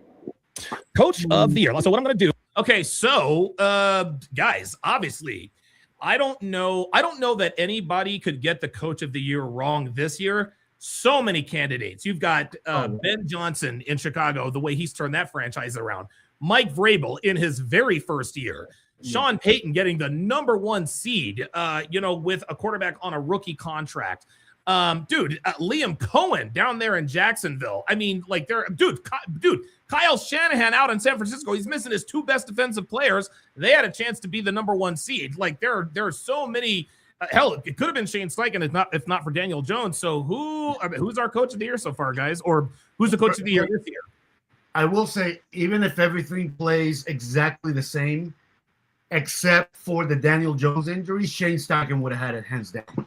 Okay, I think the turnaround in Indianapolis was staggering. Having said that, right now, I give it to Sean Payton. Okay. You know what's wild? Liam Cohen was an OC at University of Maine. No shit. Yeah, I find that kind of funny. I'm gonna give it to Liam Cohen, dude. I did not see them coming. Duval. Listen, man. Look, I can't. That's the thing. You can't disagree with any of these, even if you said Mike Vrabel. You really can't. I don't think there's a right or wrong answer here. I like Liam Cohen because Liam Cohen's a dick. You know what I'm saying? He's a dick. He's a fucking asshole on the mic. I like the fact that he had like an awkward, wonky press conference. I like the fact that he tried to fight Robert Saleh, even though Robert Saleh would have fucking folded him like a fucking cheap tent. I like his attitude, man. I like his attitude. So that would be my Coach of the Year candidate. But I don't think any coach would be the coach. I don't think no one would have a problem with the winner. Let's hear what our answers were. Oh boy. I'm going to put up all NFL 30. I'm going to put up all 32 NFL teams. All 32 NFL teams. That way we can sort of get a. Here we go. By the way, I already made all my picks. Say what now? All my picks are already written down. Oh, perfect. Okay. All right. So you've already. So you actually did the homework this time around. All right, let me clear this up here. Did the homework this time around. Bring it the fuck up. What's that? Okay. So first one is going to be Coach of the Year. Who is your Coach of the Year? I got Sean Payton in Denver. Oh shit. Wow. Okay, so you stuck with it. Okay. That's a really shit, man. That's a really, really, really, really good one. Do you think Nick Sirianni will ever win Coach of the Year? No. I don't think he will. I don't say that because he's not a good. Dude, they hate Nick Sirianni, man. He's not winning shit. Dude, Nick ain't worried about no awards, man. He's out here for rings. A good coach. I'm saying that to me, I think to win Coach of the Year, you got to take a team that has no expectations or very low expectations and hella over. There you go. Nick Sirianni, you can do that with the Eagles unless you go undefeated. That's the only way he wins Coach of the Year is if we go undefeated. Now that's a and even still, the press hates Nick Sirianni, which is fine. By the way, so I'm looking at the spring schedule chart for the first time here. Yeah, Atlanta's sitting pretty. Where are they at? I know Sam Brand is number 32. Fourth easiest in the league. New England, too. They might win 12 games. New England, too. Bro. New England, dude, second easiest. New England, second. Yeah, dude, watch out for the Patriots, man. Dude, the Patriots are loaded and they have a shit ton of salary. Oh, my God, dude, watch out for New England. They're going to be really good. I got one. I got one. Finally. Okay, so I'm almost out of the hole. Speaking of... I can't believe I predicted the Titans would go to the fucking playoffs. What the fuck was I supposed to? So, all of that said, I think next year. I called the Patriots to the playoffs. I think a year and a half ago. We had that one guy who thought Justin Fields was an actual quarterback. I remember I remember in our group chat, as soon as they signed Bravel, Blaze, you called the Patriots were going to make the playoffs. Yeah. You did. And I don't think any of us are. I mean, I don't think any of us are surprised that the Patriots are better, but nobody thought they would be this. And dude, I mean, the trajectory. They've got Drake May for on the cheap for another 2 years. Go ahead. I think they have one of the worst rosters in the playoffs. They just have Drake May and Vrabel's a good coach. On Diggs, Travion Henderson. Yeah, Gonzalez. Diggs is a weirdo, man. Yeah, he is, dude. Oh, Jesus Christ! Just don't get me started on him. He can catch passes. Coach of the year is going to be Mike Vrabel. I think Mike Vrabel is going to win Coach of the Year because he's going to have a second-year quarterback. He's got a really, really young team. He just got out of that situation with Tennessee. And by the way, Mike Vrabel, he got absolutely hosed in Tennessee. His stupid-ass GM picked up the phone when Howie Roseman called him, knowing that's exactly what you don't do. If Howie Roseman is calling you, don't answer the fucking phone. 2.5 hours later, we got A.J. Brown. The very next season, A.J. Brown scores 3 touchdowns against the Titans, and their GM was summarily fired. So my Coach of the Year next year is going to be Mike Vrabel. And another one. Titans says, owner, a silly woman. Oh my God, she is fucking crazy. Bill George says no Jim Harburgers. Jim Harbaugh for the Chargers. That's a good. Sure. Okay, and who's next? Next, let's do comeback player of the year. And I'll go first, I guess. I got Aiden Hutchinson out of Detroit. You might be right. I think you nailed it, Miami J, because I think Aiden Hutchinson is the comeback player of the year. I think we're all in agreement there, right? I think He snapped his leg in two. He had 14 sacks this season. It was either that or Danny Jones. Ooh, Daniel Jones. That's the thing. If he hadn't gotten injured, I agree with you. But I think now he set himself up perfectly to win it next year. Yeah. Oh yeah, absolutely. And I think Indianapolis is going to re-sign him. I think they're going to get rid of Anthony. I think they keep Daniel Jones. 100%. They get him on the cheap, and then they load up around him because they've got Jonathan Taylor. They maybe need another receiver, and I think they'll be good to go, man. I heard Phillip Rivers getting some play for head coach, but I don't see it. Old man Rivers, man. I could see him becoming a QB coach or offensive coordinator very easy if he wanted to. Well, we know he can still sling it to a degree. So. He actually understands people. That's an easy one, right? Yeah, that really is an easy one. Yeah. Did you see him doing the sleep with the line? Calling him is just Say what now? No one does that anymore because they just don't understand the game. No, they really don't. No, you're right, man. You're right. People not the Cowboys. But yeah, man, I think Abdul Carter is going to. I think he's going to win. I think he's going to win Defensive Rookie of the Year. Okay, who is our Defensive Rookie of the Year? I think the Defensive Rookie of the Year is probably going to be the kid up in Seattle, Devin Witherspoon. I think he's going to be the Defensive Rookie of the Year. I think the Offensive Rookie of the Year is going to be Emeka Egbuka out in Tampa Bay, the receiver. Yeah. Bill George says he's no Lawrence Taylor. Did you hear about that? How Abdul Carter called up Lawrence Taylor and yeah. Wait a minute, hold on. Okay, so we have one more to go. And I'll let you go first because this one's my hot take for the year. Who's your MVP? Jalen. Oh, here we are. MVP Hurts is going to win. Jalen Hurts. Wait a minute. Going to win the MVP, and it's not necessarily going to be because he will be the most valuable player. But I think his body of work over the last 3 seasons, he's clearly. And look, everyone wants to make a. Oh no! I tried to give him a Lifetime Achievement Award. Listen, why does Jalen Hurts not get the love? I'm going to get a high value man. It's not because I'm good looking. It's because I have all these characteristics of a bad bitch. That's what I. That's all I heard about whether Jalen. He's been VP twice. Jalen. I could be breakout here. I think he might lead the NFL in yards, but because of the narrative, be good. I can see that. I like that. I like that pick. But my hot take for the year, you're gonna like this one. My MVP this year is gonna be Bo Nix. Oh, God. Well, listen, you were closer than me. You were closer than me. I think it's gonna be Drake May. Yeah. Oh my God, dude. I think he's gonna break out here. Yeah, who is going to be the MVP? I think it's a tough one to call this year, honestly.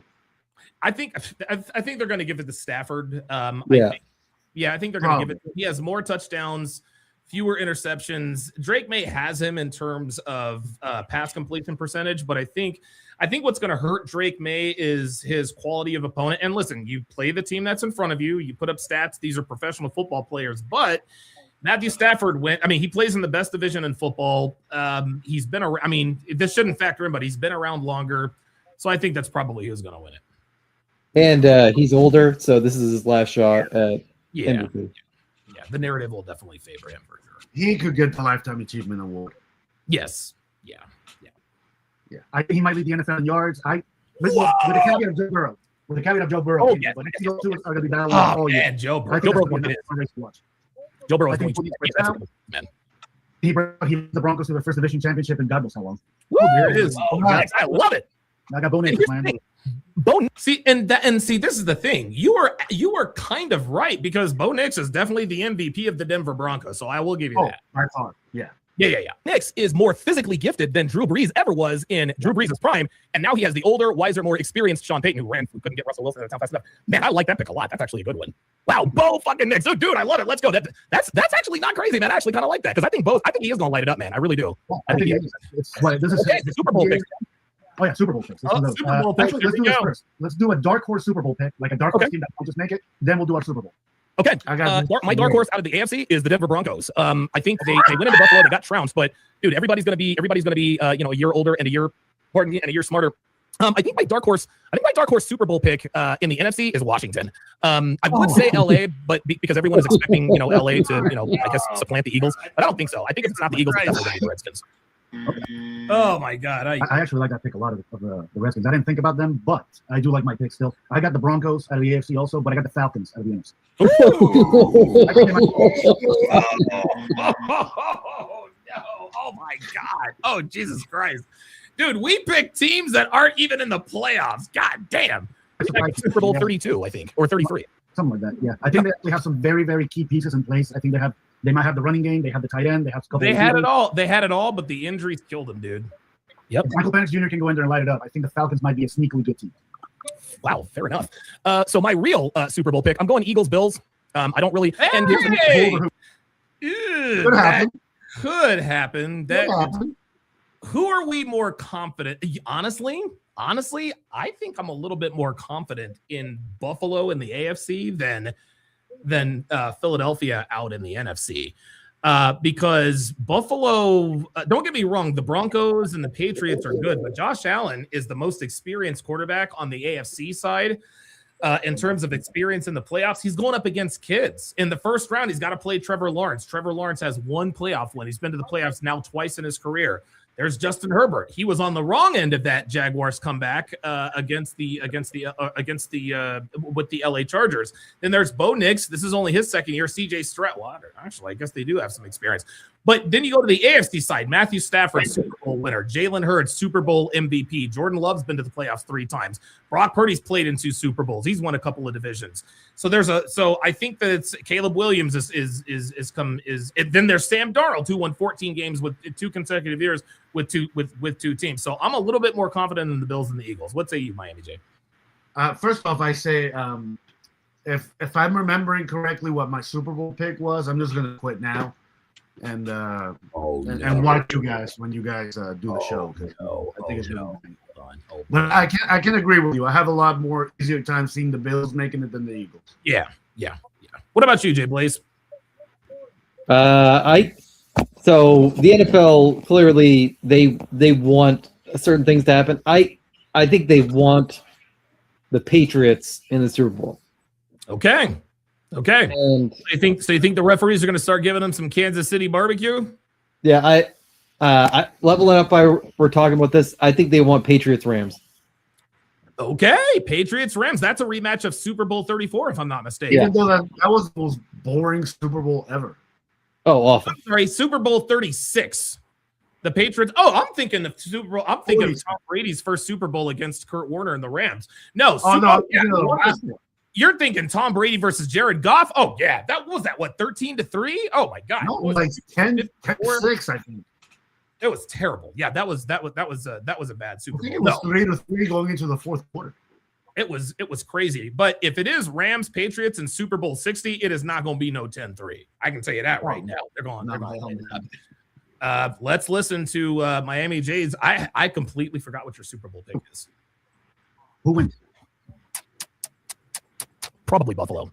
So Bills over the Eagles. Yeah, I think the Bills beat the Eagles because I think now if the Bills had played the Eagles this year, I think the Eagles would have won, but I think the Bills are hungry. If they find a way to conquer Mount Mahomes, it's almost like back in 2004 when the Yankees and the Red Sox played in the American League Championship Series, where the Red Sox were down 0-3 and they came back to beat the Yankees for the first time ever. We all knew they were going to beat the Cardinals in the World Series. Like, yeah, I'm wrong here because if the Bills win the Super Bowl, it's not going to matter that they didn't go through the Chiefs. Right. So yeah, I kept trying to think to myself, who in the AFC can challenge Buffalo? And I don't see anybody that can go in January. Bills over the Eagles. Mm-hmm. All right, here we go. I got the Lions over the Bills. Wow, the Lions over the Bills. How about that? The Bills. That's not. Listen, considering It's not what I remember. I thought I picked the Lions over the Bengals. oh God, oh I thought that's what I picked, but okay, I'll take it. The Lions. If you had picked the Lions over the Bengals, you might have been able to rescue me out of the cellar. Maybe Tennessee. Yeah. Oh boy, ay. Let's see the Bills get over the hump of never having won one. But I kept trying to think to myself, who in the AFC can challenge Buffalo? And I don't see anybody that can go in January into Buffalo in 2 feet of snow with a defense and a running game good enough to beat them. Well, fortunately for the other teams, they're not going to have to because Buffalo's going to have to do it on the road. Only team conceivably that could possibly do that is Baltimore. Yeah, Baltimore, maybe. But I don't think they're strong enough this year. No, The only they got good Stars. I can't imagine looking like roses. Oh, dude, They're going to be a good playoff team, but I don't Yeah. That makes. I like that. I don't think they're going to be good enough to overcome the conditions in a January night Buffalo night game. No, and that crowd is absolutely. You know what? You're right, man. I'm looking at the teams. I don't really see. The only team I can see that could maybe push the Bills is possibly Baltimore, and they're not going to play unless they're in the playoffs. Yeah, So, Buffalo does, but I agree with you. I give Buffalo a ton of snow. cold weather. That's it. So that's going to be. So they essentially replaced. We will be live streaming the fantasy draft, social, and all. That's it. It's the next five. We don't. Oh, that's it. Oh, I think Jay Blaze had already. I think he had to go at that point. Yeah. Okay, so listen, knowing what we know now, we all know the teams that are in. Who's our Super Bowl pick? Who are our Super Bowl picks based on the teams that are in there now? Blaze, fire first. Patriots, Rams. Patriots, Rams. Okay, and you think it's going to be Patriots, Rams because you think that's what the NFL wants? Yeah. Okay, very good. Miami J. I'm gonna go a little unconventional here, but not really. Broncos over the Seahawks. Wow. Both number ones. Super Bowl 48 rematch. Yeah. This is the way I make my pick. What obviously I want the Eagles to, fucking win it all. But when I make picks like this, I say to myself, if I had to bet, if my life were on the line, if I had to bet an amount of money that mattered to me and I couldn't push, who do I think is going to be in the Super Bowl? I think for whatever reason, I think the Buffalo Bills are going to go to the Super Bowl, man. I think the reason why the Bills are going to the Super Bowl, I think they're going to get a little bit of that home cooking that Jay Blaze thinks the Patriots are going to get. Because I don't know if you guys know this, but when the Bills played the Eagles, man, the referees missed a lot of obvious calls in that game, and the Eagles ended up winning that game. Josh Allen is the media darling. He's got the movie star girlfriend who's pregnant. They're about to have a kid. He's the fair-haired child. So if there's some sort of conspiracy, I think it's because I think if there ever was a 6 or 7 seed that could go on the road and beat every team in the AFC in the playoffs now, we picked the Bills. Because we don't think Denver, we know Denver. Denver is Jekyll and Hyde on the road. And by the way, the Los Angeles Chargers, they don't play very well at home. They play their best team on the road. But the Buffalo Bills, I think they're a team that could possibly go in and beat every other team. If I had to bet on a team, it's definitely not going to be the Bears. I would probably bet on the Seahawks. And the reason why I say it's going to be the Seahawks is because it is very hard for an East Coast team to get on a plane, travel 3 hours into the past. This is why Seattle was so good in the playoffs for so many years, is because of that time zone change. The 49ers, it's hard for an East Coast team to go beat San Francisco at the Bay. So I think it's going to be Seattle versus the Buffalo Bills, and I think it is going to be the Seattle Seahawks who are going to beat the Buffalo Bills in Super Bowl 60. Okay. What you got? Who you got, Miami J? Yes, you. For the Super Bowl? Yes, this year, based on the teams. I already said it. I think the Broncos beat the Seahawks. Oh, Broncos Seahawks. I'm sorry, Jay Blaze. Jesus Christ, I'm getting all mixed up. I said Rams, Patriots. Oh, so I went last. Jesus Christ, I'm losing my fucking mind. Okay, But so guys, Graham, give me 1 second. I'll be right back. To that, we got to do soccer minute. I'll be right back. oh yes, that's exactly right. Yeah, the thing is, man, is looks like the Bears. All right, Don, let's rank the best jobs available. Ooh, the best job I think the best job right now, I think the best job is the Giants. Next, I'm going Baltimore. I think that's a good job. I think the Giants have the best job because they have the most talent. They have a questionable front office, but they're not like the Browns. I think that the Ravens is probably who's next because they've got some talent, older talent, albeit. But Steve Bisciotti is one of the best owners in football. Nobody knows what their GM's name is, which probably means he's really good. So I think those are the two best jobs. I'm gonna go Giants are the best job. I think the Ravens are one of the least because they have an incredibly aged roster. And Lamar, I don't know if you can coach him. And I'm gonna go Browns and Falcons are probably second and third because Browns have an incredible defense. The only issue with the Browns is they have Shedeur Sanders, which I don't know how he would take like a John Harbaugh. Yeah, I don't know. I mean, I'll tell you what. If Shedeur Sanders gets drafted in the first round by the Cleveland Browns, I don't know how he would take the coaching, but I do know that if John Harbaugh does end up in Baltimore, he is going to make Shedeur Sanders work for that starting position. John Harbaugh doesn't care. He puts the best guy in the field. He did it with Joe Flacco and Lamar Jackson. That's how he got the starting job. Yeah. We were ranking the what do you think are the top three? What are the top three available coaching jobs?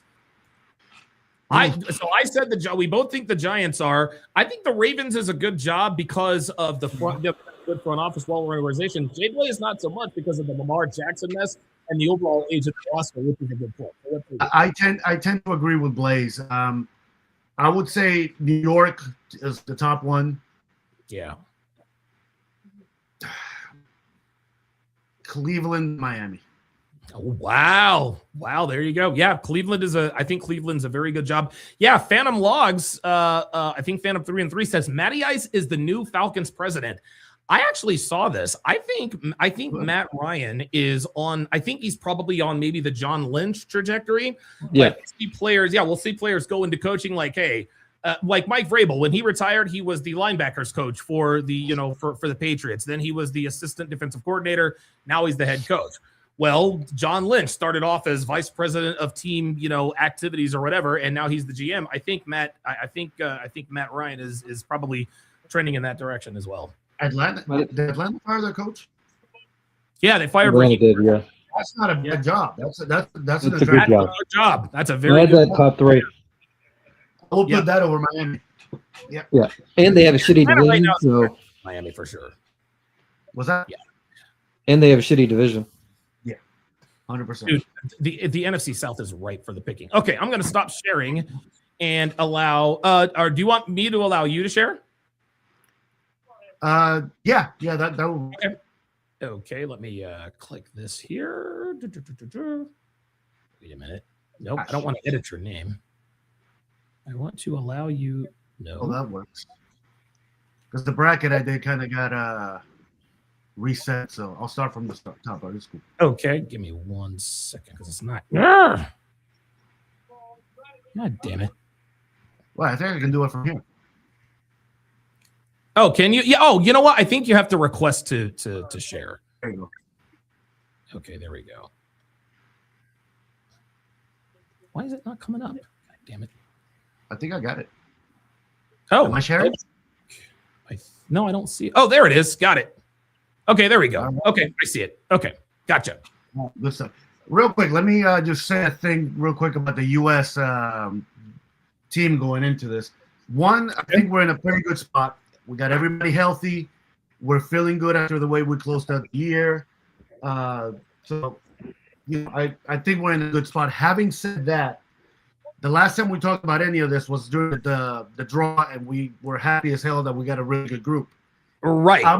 I'm not so sure. Looking back at it and studying it, I'm not so sure this group is as easy as we thought. Okay. I still think we win it, but I think it's going to be a lot tougher than then our reaction It's during not the going to be a brawl- cakewalk. Yeah, it's not going to be a cakewalk at all. I think because the way I look at it, no team in this group looks at the group and says, "Damn, I can't believe I got stuck here." They're all happy to be here, You know? Including the U.S., right? including the U.S. Mind you, the home field advantage, the talent we have, we should win this group. Okay. All right. Very good. Well, But, I think I can feel good about that.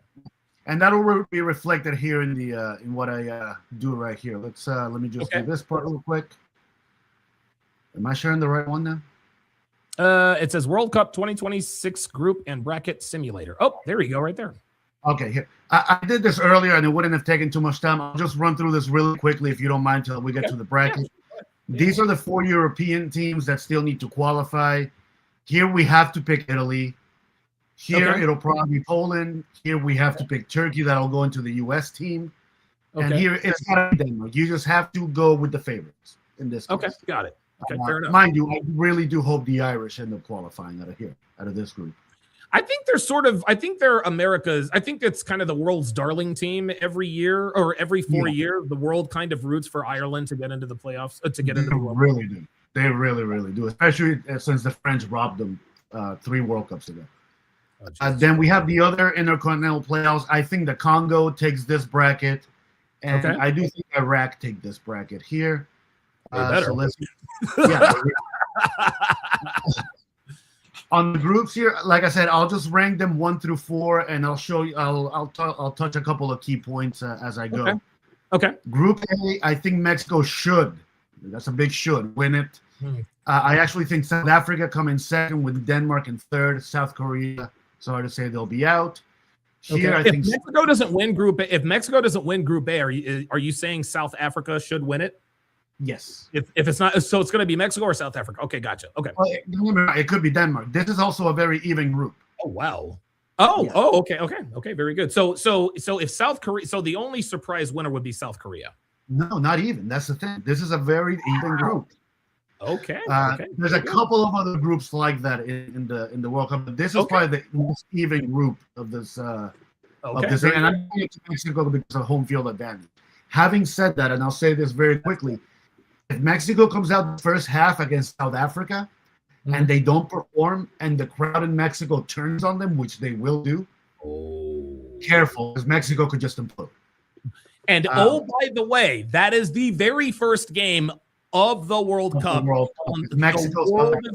Mexico, South Africa. The world is going to, isn't it? Is it that the Stadio Azteca or something like that? Azteca, oh my God, Jesus fucking Christ, man! Yeah, that'll be great to see, man. Yeah, that's the most historic stadium I think right now on the planet. Only stadium ever to host 3 World Cup. This is going to be the most pressure these Mexican footballers have felt in quite a while. Wow, absolutely. And this is not a particularly good Mexico team, so Mexico's got to come out and perform.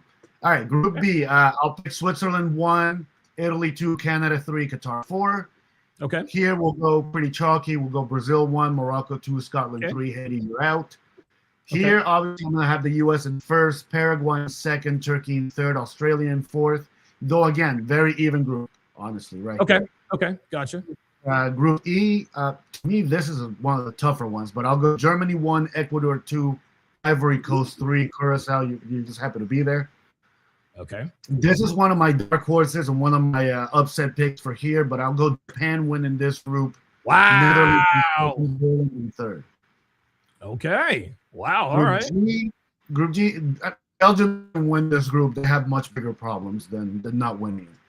We'll go Belgium. We'll go Iran, Egypt, and then New Zealand. By the way, quick fun note, the Pride game for the World Cup, as designated by the city of Seattle, will be Iran versus Egypt. So yes.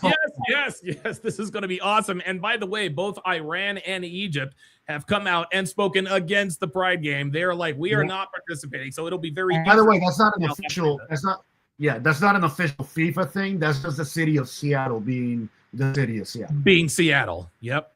Exactly. Got it. We'll go to Group H, which if Spain doesn't win it, they have bigger problems. Yeah, they gotta win it. Yeah. Uruguay should come in second. Saudi Arabia. Actually, you know what? I'll give it to Cape Verde in third. They're not a bad team. Saudi Arabia in fourth. Okay. All right, France. I'm giving it to Norway. I'm sorry. I'll take France second. Third. What? Whoa, hold the phone, man. What in the Kylian Mbappe is going on here? Why do you think Norway wins the group and not France? Because I think the French are due for an implosion. Why? Why is that? They have way too much talent. This is their coach's third World Cup straight. That's never a good formula. Repeat coaches normally don't do well. And, you know, the French, historically, they always, every couple of World Cups, they just have an implosion. Yeah. Okay. And so so France is due for an implosion, even with all the listen, you still have them getting out of the group, just not winning it. So that's just of course. I just don't have talent. Gotcha. Yeah. Okay. If they have an implosion, they might lose to Senegal. So holy God. If that happens, the sky is falling in France. Hey, Senegal's a pretty damn good team, man. I wouldn't put it. They are, but the sky would still be falling in France. Oh, in France, yeah. The sky will fall in France if they don't win everything. But anyway.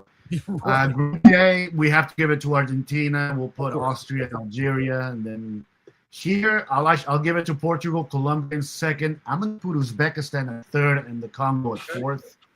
Even though I think the Congo are pretty good. Uzbekistan's got a very good defense. By the way, fun note for you: the Uzbekistan coach, Fabio Cannavaro. But you didn't know that. Again? Wait. Hold on.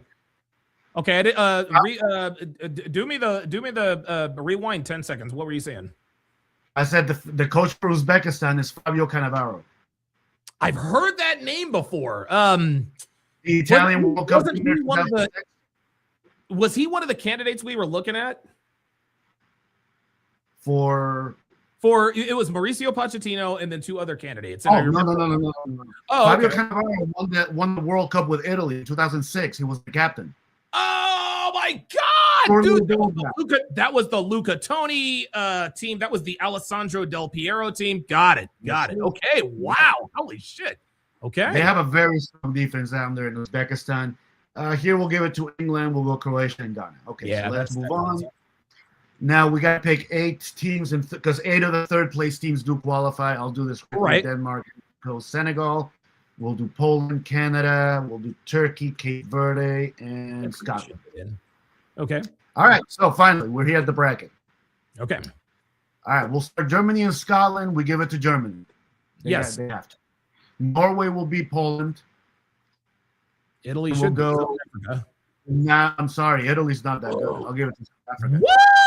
Oh, shit. Okay. Japan, Morocco, very good game. I'll give it to Japan, though. I think Morocco has something going against that they didn't have last time, and that's the wave of expectation. Nobody expected them to do anything last time. This year, everybody expects something out of it. And by the way, Morocco got all the way to the quarterfinal last year. And they got to the semifinal, my friend. Oh, they got to the set. Good God. So they could have, wow. So they ended up playing in the third place game then. Yeah, they beat Portugal and Spain last year. God damn. Holy shit. Yeah. Okay. Well, yeah. Right. Now they've got expectations for sure. Yep. France, Ecuador, we'll do France. Mexico, Cape Verde, better be Mexico. Yeah, it's going to be Mexico. England will beat Senegal. Colombia will beat Croatia. Spain better beat Austria. The United States and Canada, I swear to God. Dude, I'm going to have an aneurysm. Denmark, I don't think I'm sorry, Belgium, I don't think are that good. I don't think they should be the number 1 seed. I'll give that to Denmark.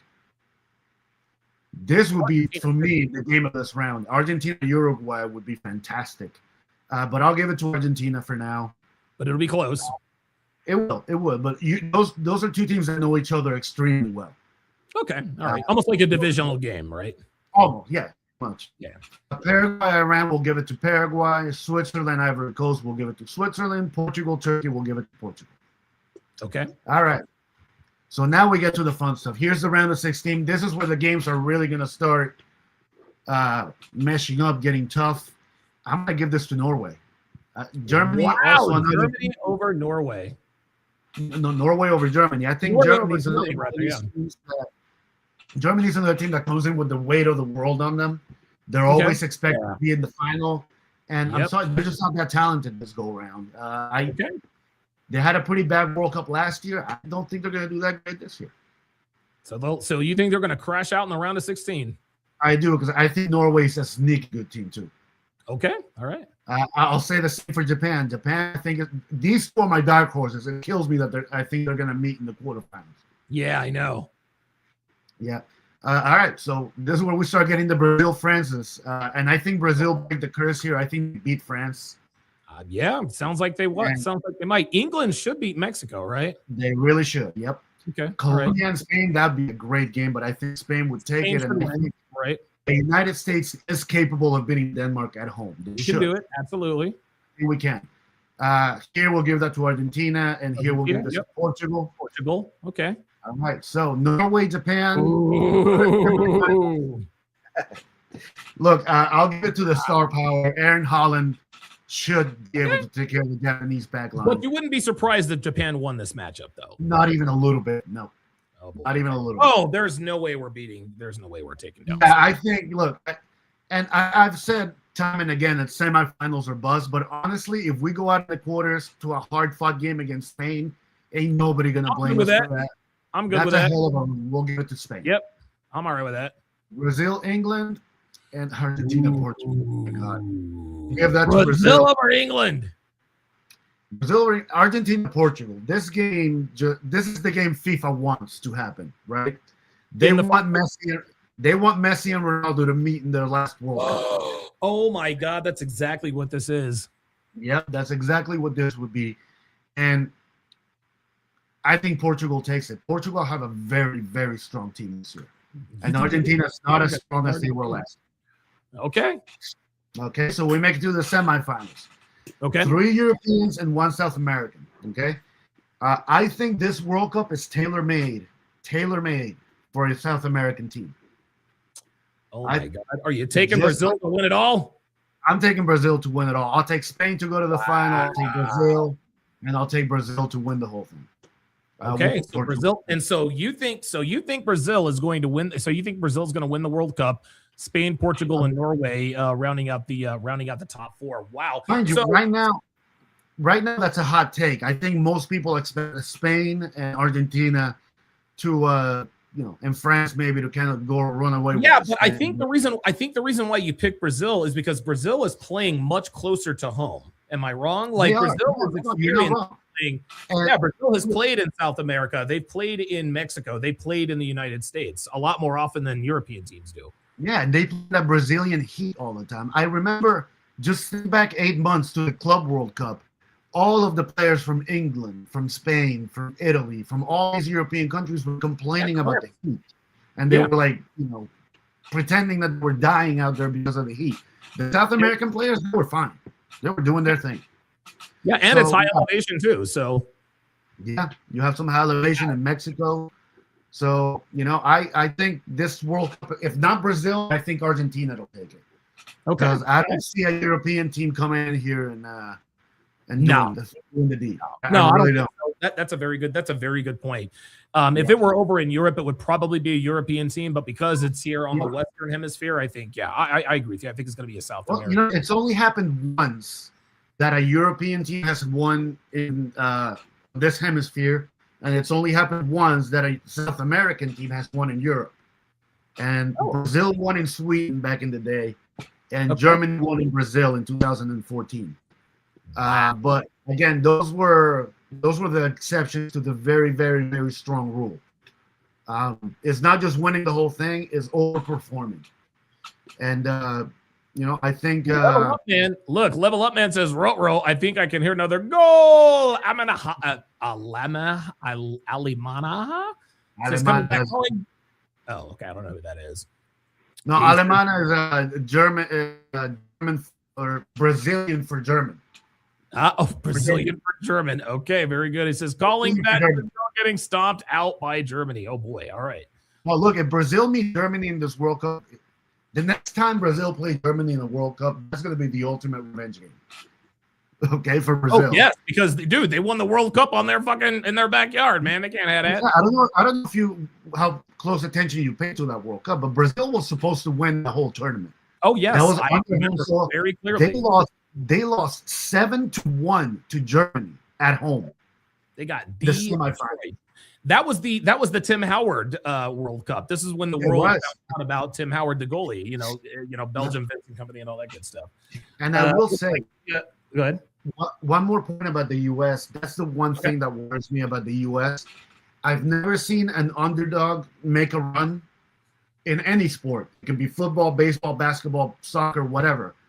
As an underdog, it's really hard to make a strong run without a solid defense.